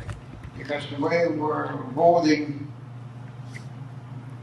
the Aklavik ballots are going to, for the most part, be in the bottom, and the Ulu votes are going to be in the top. And you may lose a bit of anonymity. Fancy words. And we don't necessarily want to see that. So give that box a good shake. We're drawing them. Thank you. Good words. We will do that. We'll give it a good shake in front of everybody. You can tell me to keep shaking if I haven't done enough. Yes, sir. Okay, that just applies to each round, right? Okay.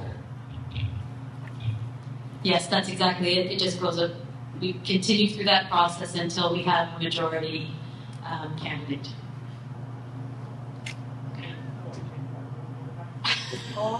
Okay. Okay, so let the voting begin. Thank you very much.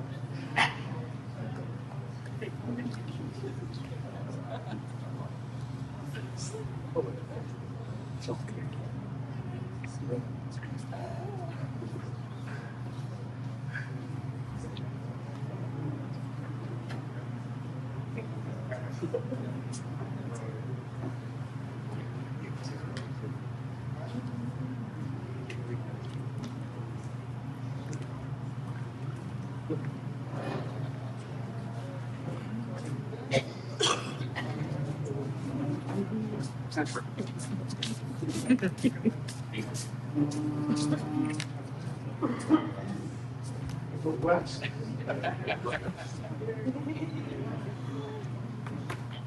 Oh yeah, sure. Super fast. Thank you. Oh, kailangan ko tayo.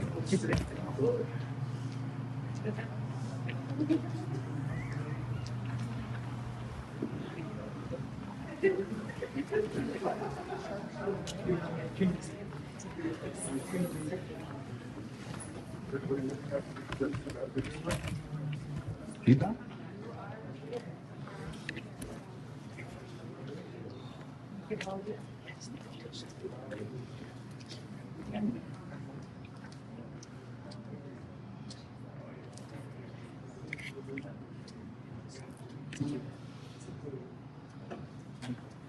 Masyadong bagus tayo.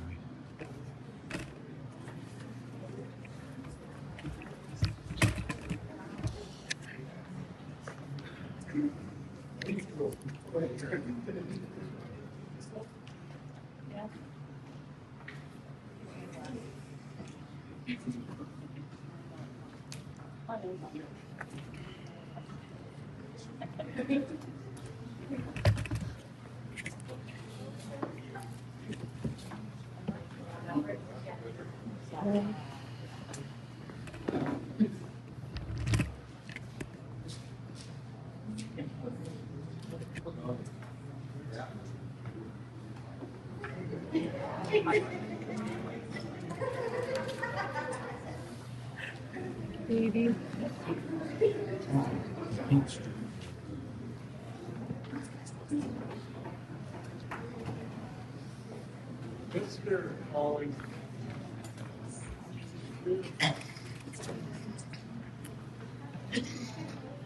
Thank you, Robert.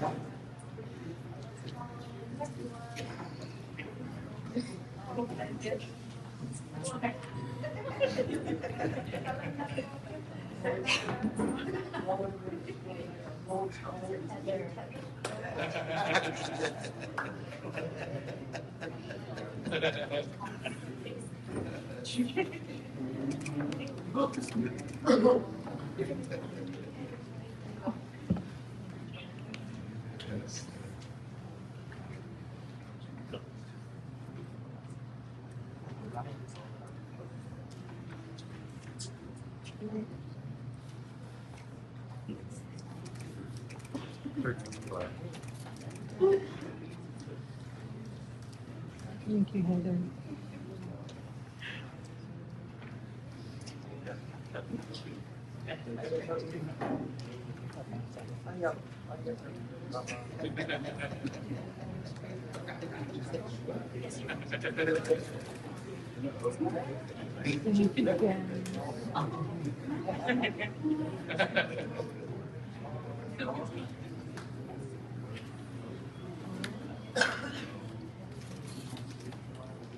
Lucy,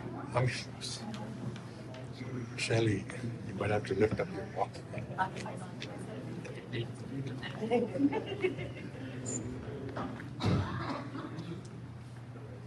There you go.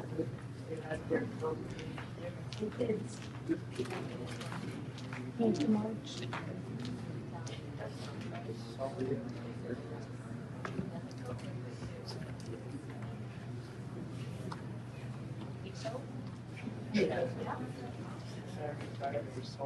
Oh, good.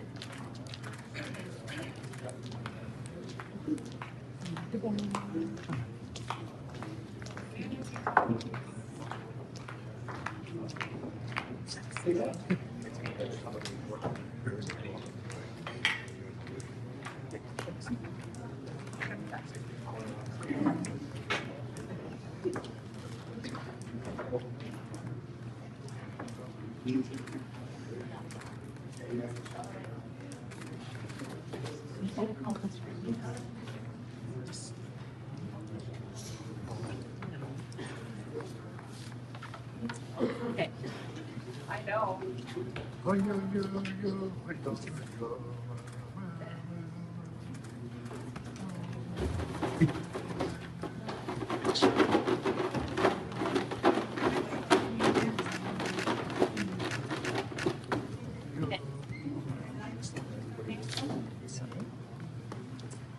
Katie, I'd like to speak on that side for this thing. Oh, I'd like to call up the scrutineers to join us now. If there are any scrutineers in here, I think I saw Carmen back there, Corey, anyone else? Oh, Lillian, there we go. And Donovan. Okay, gang's all here. We're just going to head back and count, and I'll be out shortly. Okay. Give it a shake. Big shake, big shake. Yes. Before we do the first round, just give some appreciation to our candidates here for putting themselves out there. I mean, we have a lot of good leaders there, a lot of future leaders, and I just want them to know, win or lose, I mean, you know, you're all winners in my book, so I think we should give them a really big round of applause.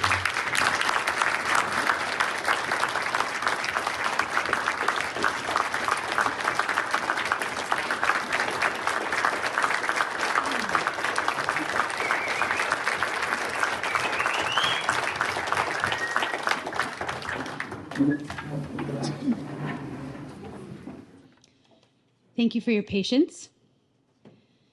The candidates that will be moving on to the next round are Mr. Erwin Elias, Ms. Lucy Kuptana, Mr. Hans Lenny, Mr. Dwayne Smith, and Mr. Brian Wade. So we will quickly adjust the ballots. Amanda. And we'll have people line up to recast ballots for a second round. We'll do this as quickly as possible.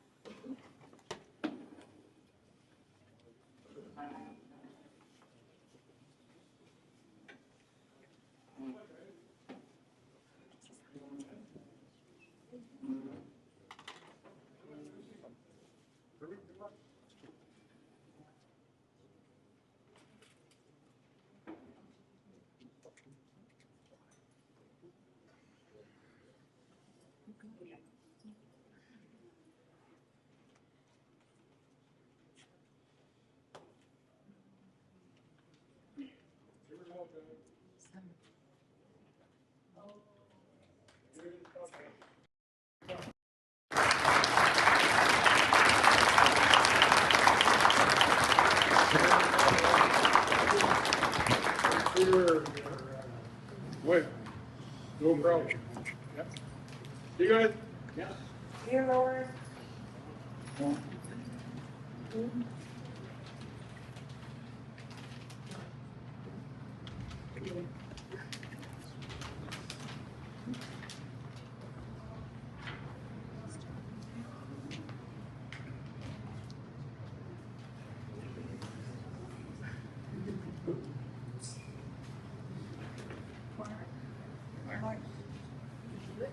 Can you do these while we type on stuff? Yes. And then we'll do some next stuff. Just double check. Bring it.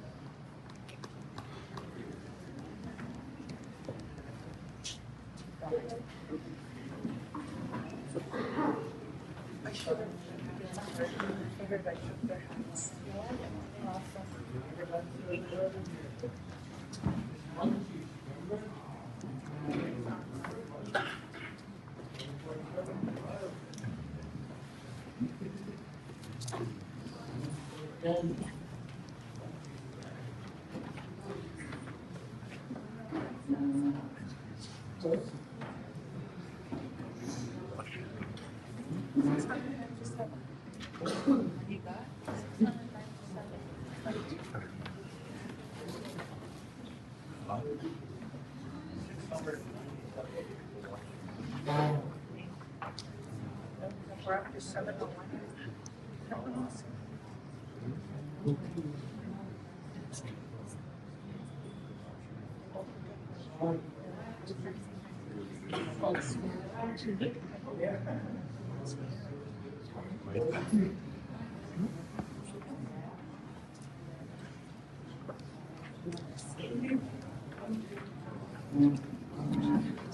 JD. No.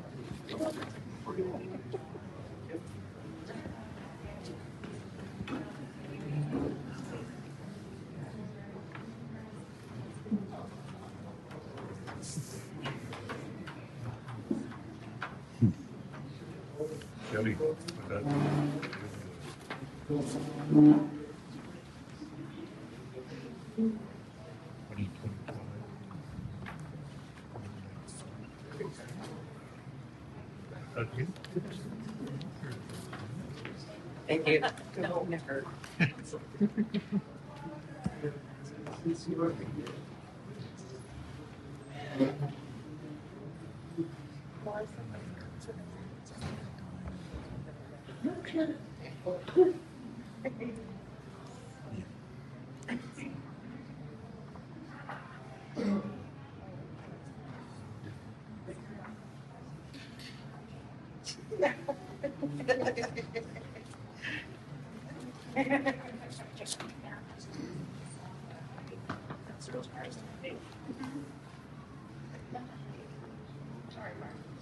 No, I think it.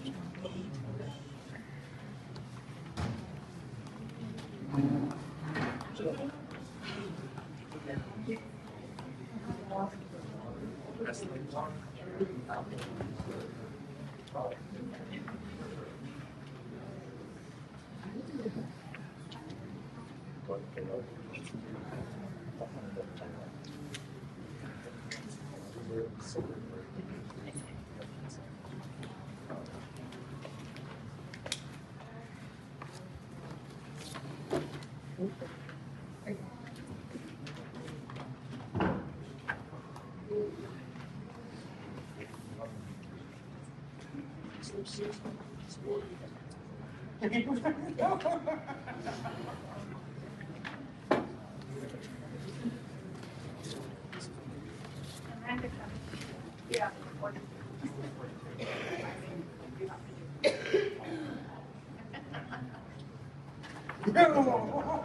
Smells good.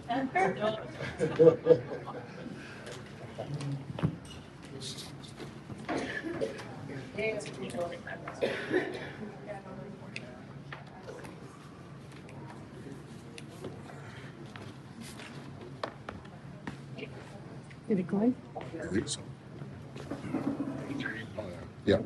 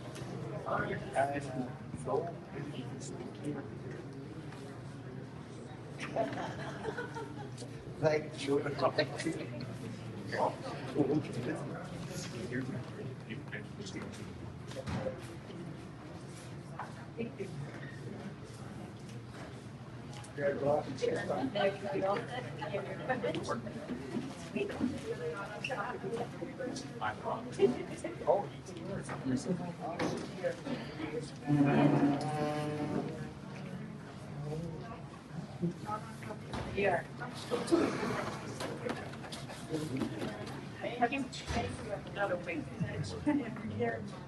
Yeah.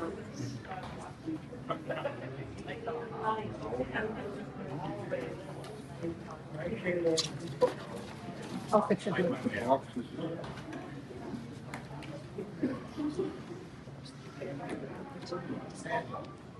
You gotta invest in a new ballot box.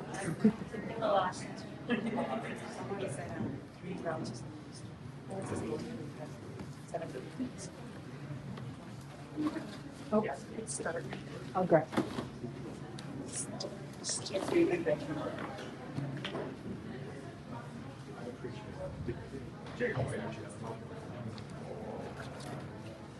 I think he was between them.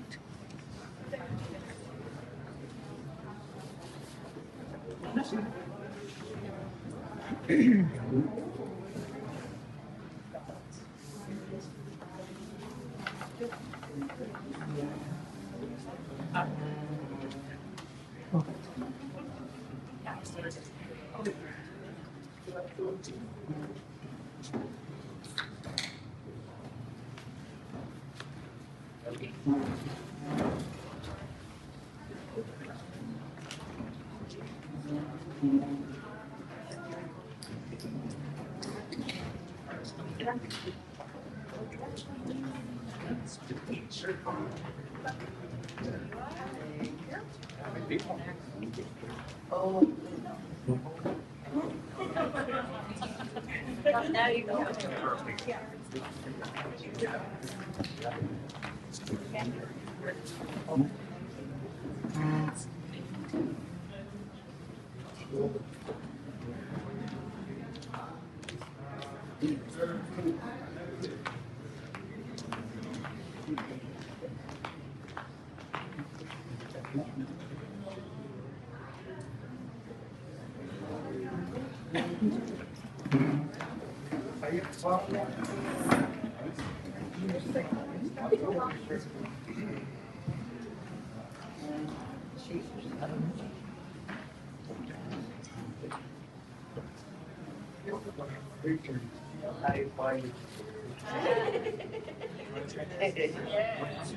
Just 1 second. Oh.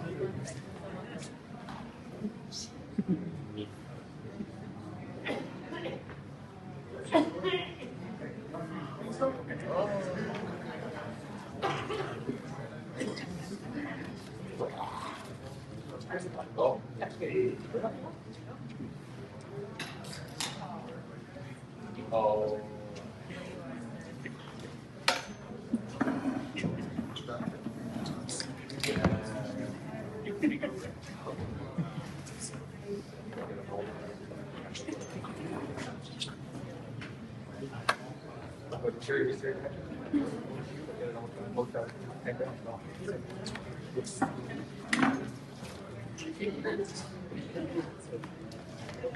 Utakin mo na eh.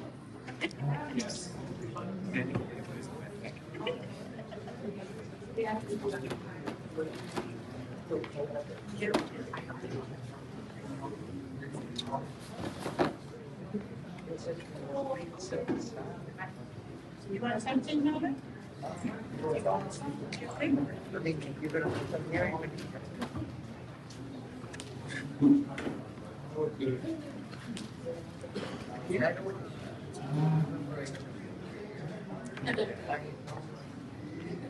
All the ballots have been cast for round 2. If the scrutineers could come join me at the front, and we will go and count the ballots. Thank you. There you go. Now you're cameraman. Okay. Smile. Say hello to the world. I already checked, Rob.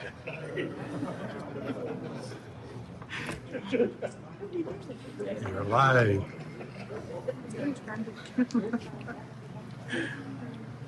Witness, man, we're eating.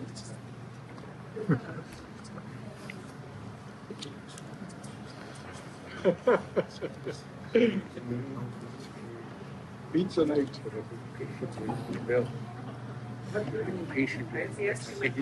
I know.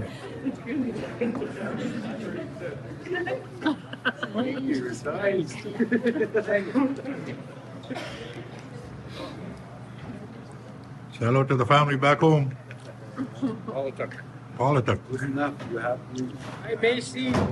Oh, Sachs. Sachs. Hi, Sachs. Tuktoyaktuk. Hi, Packer. $1.5 billion corporation. There's Colin from Ulukhaktok.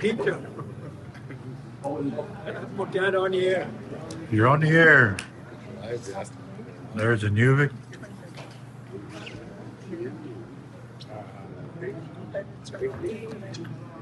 And there's Aklavik.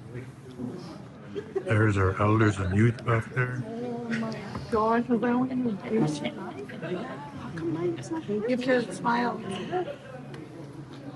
There's our interpreters. Watch the cameras beside you.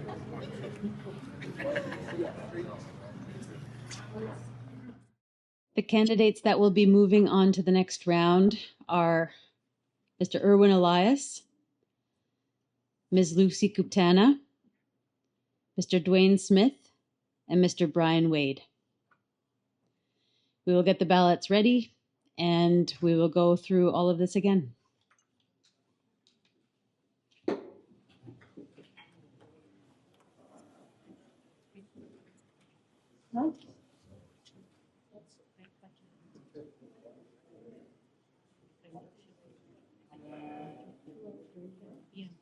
Thank you, everyone.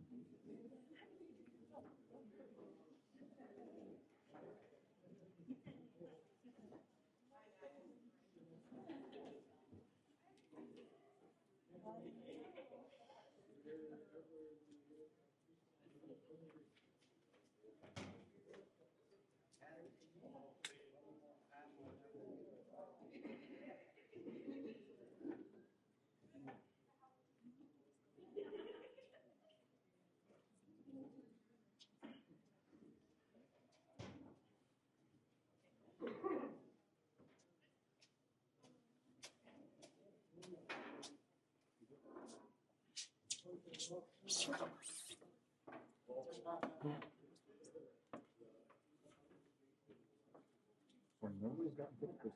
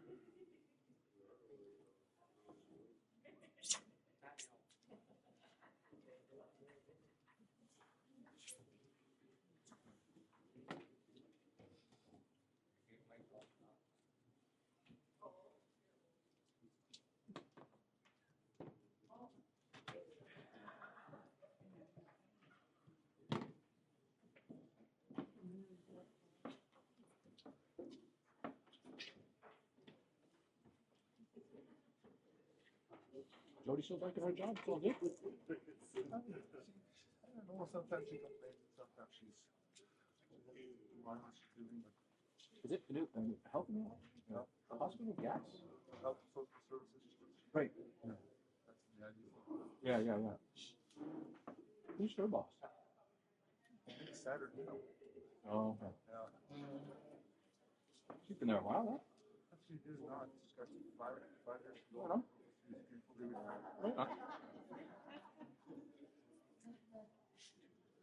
guys will stick around in Inuvik?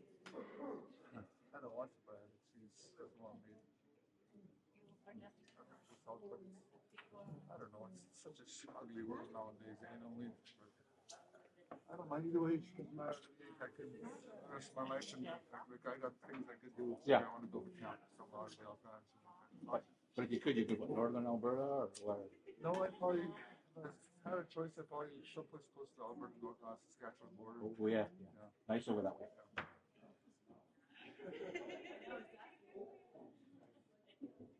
But then again, who would know it's Alberta trying to separate what's going to happen? Yeah. We were talking about politics. Oh. Alberta trying to separate from Canada. Port Nelson is a nice looking place, but pretty redneck out there.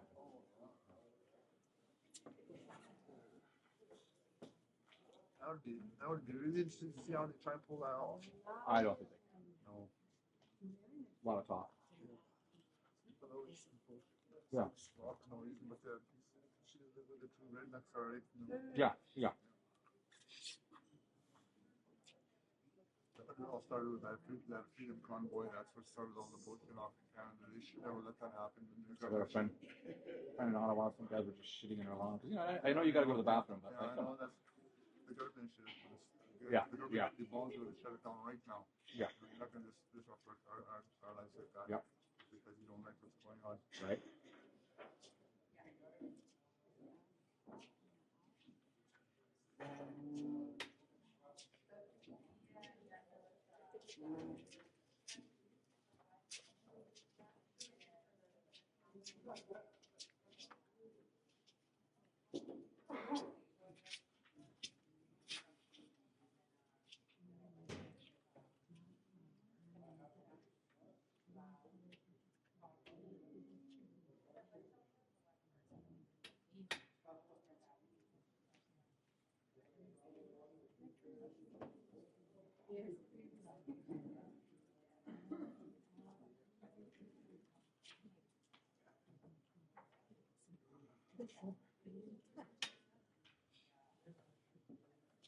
More Oh, we're just going to use the one mic.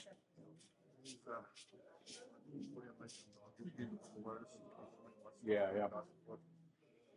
Good. here? I think so. No, they don't need me.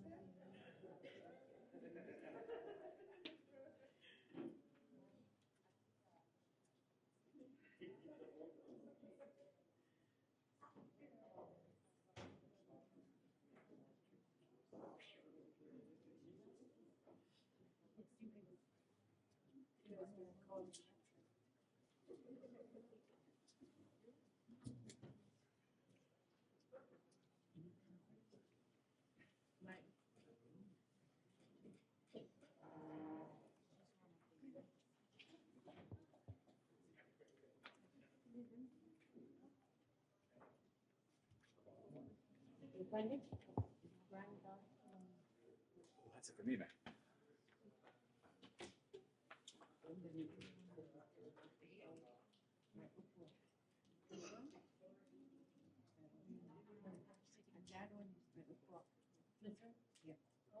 Oh, and then Helen's daughter-in-law.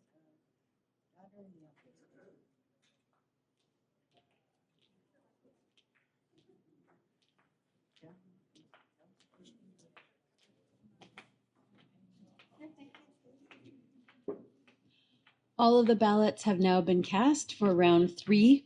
I would ask the scrutineers to come and join me at the front, and we will count this round of ballots.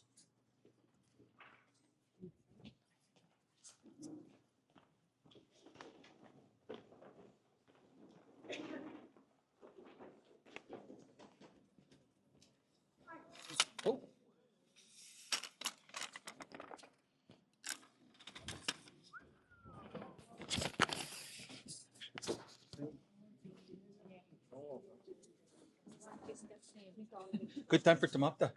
Old time story. What's that? I'm just teasing. I'm not done with you yet.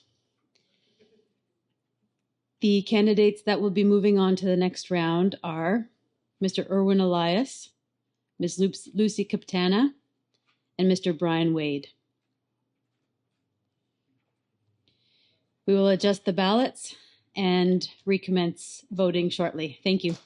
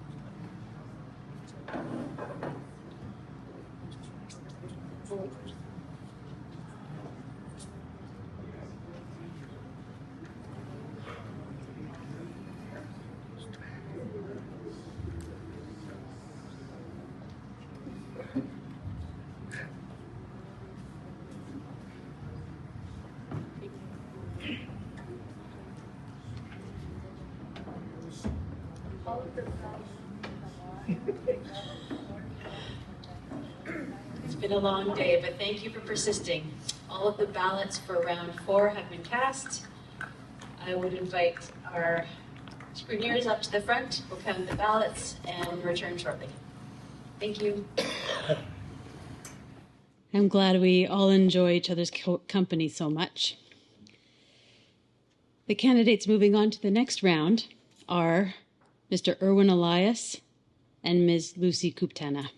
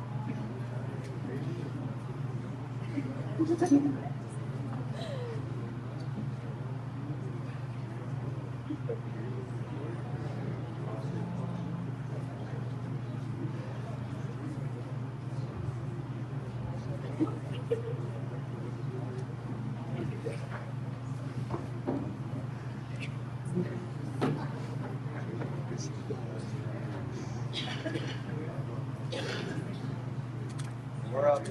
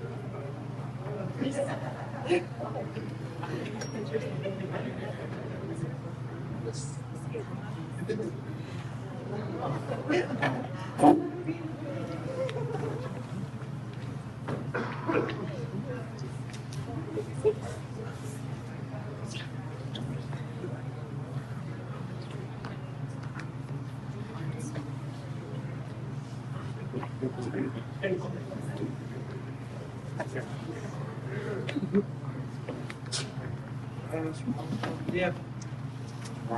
One. Missing your shop?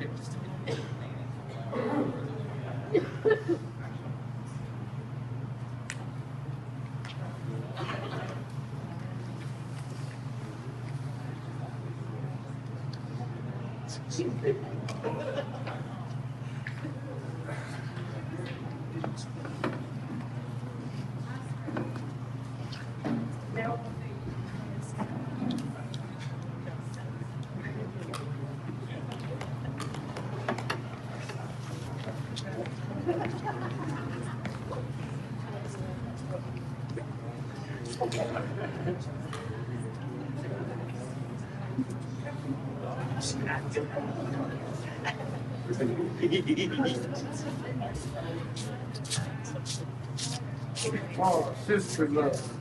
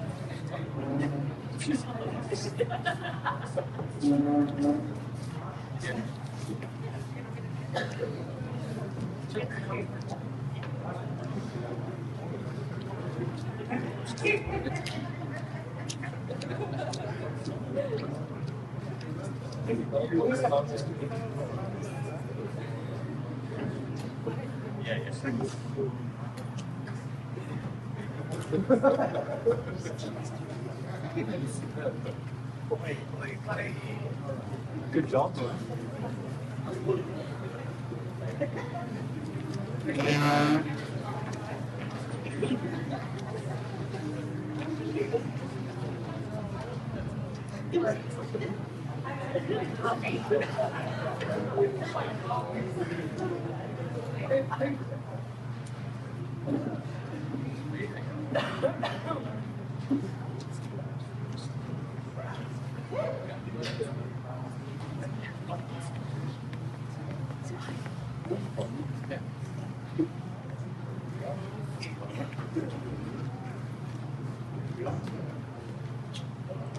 Yes.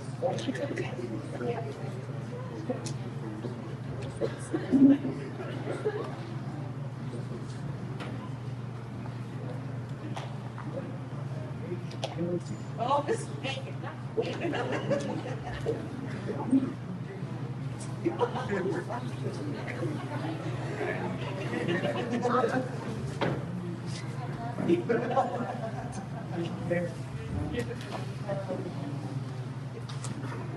Did you just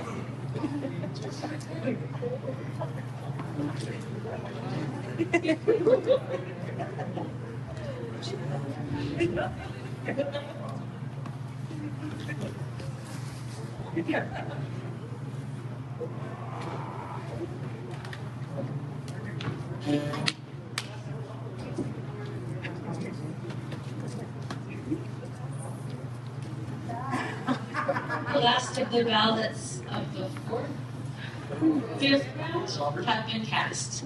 We will go back and count them. I will report back shortly. Thank you. All of the ballots have been counted from the fifth round of voting. It is my pleasure to declare the winner of the 2026 IRC Chairperson election, Mr. Erwin Elias.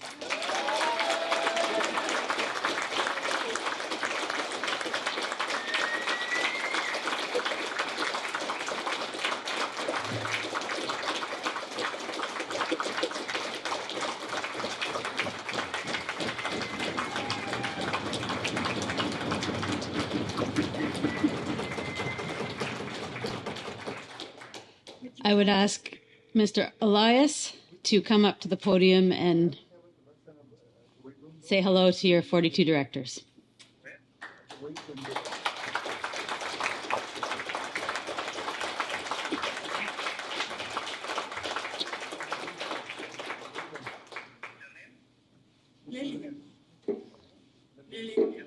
Wow. How can I evaluate?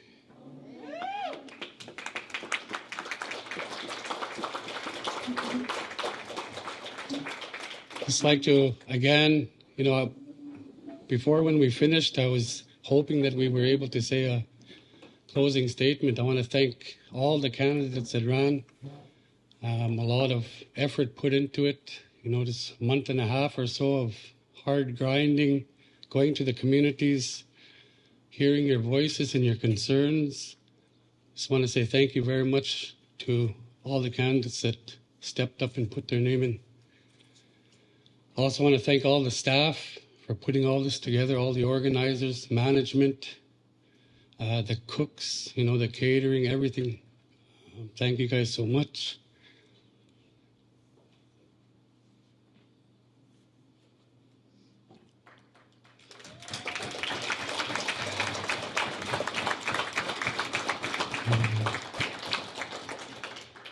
I think, when I went on this, decided to put my name forward, Lucy was the one that actually told me to put my name forward.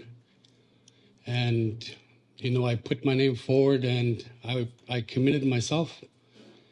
And, oof.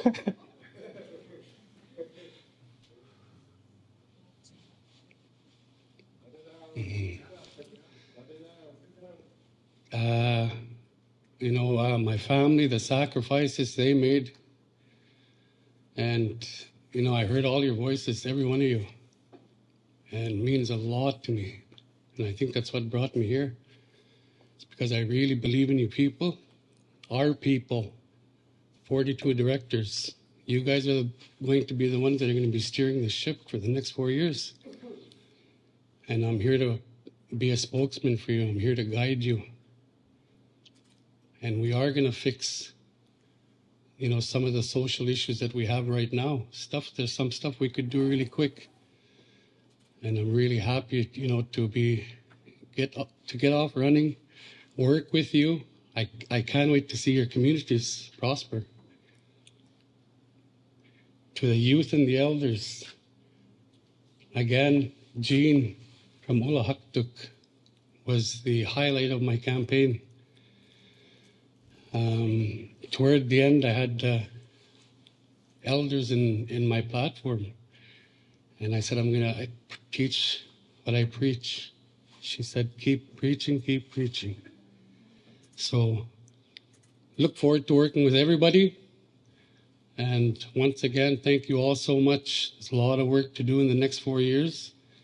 I'm not here to flip this organization, but there's definitely room for improvement.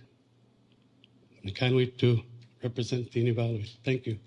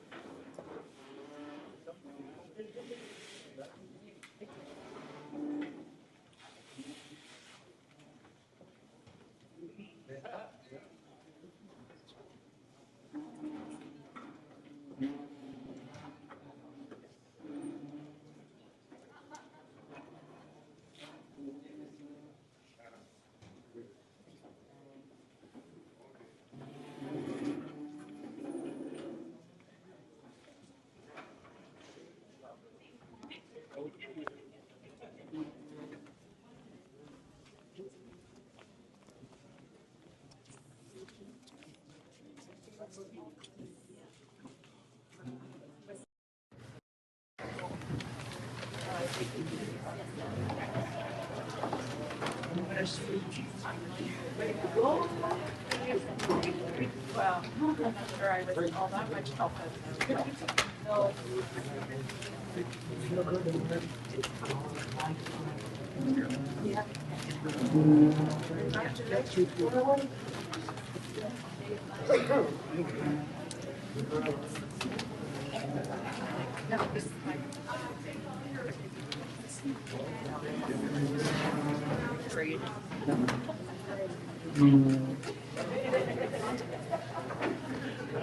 You think I can take this back now,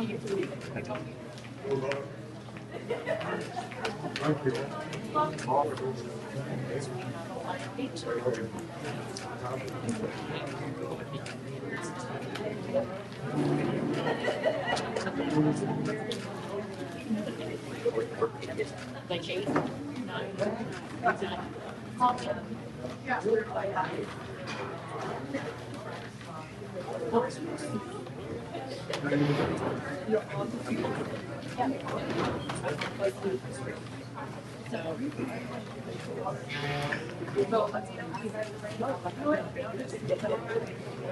He's like things. Yeah. And I'm going to. Before everybody leaves there, you have to the tables there, they have to already set up for tomorrow.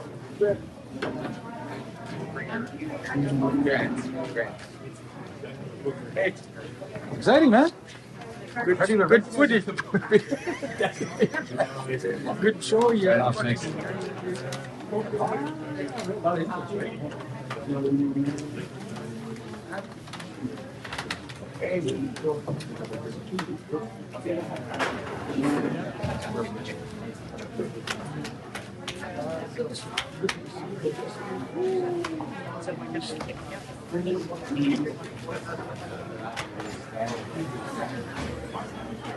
Recorded separate. Reading if we might be maybe.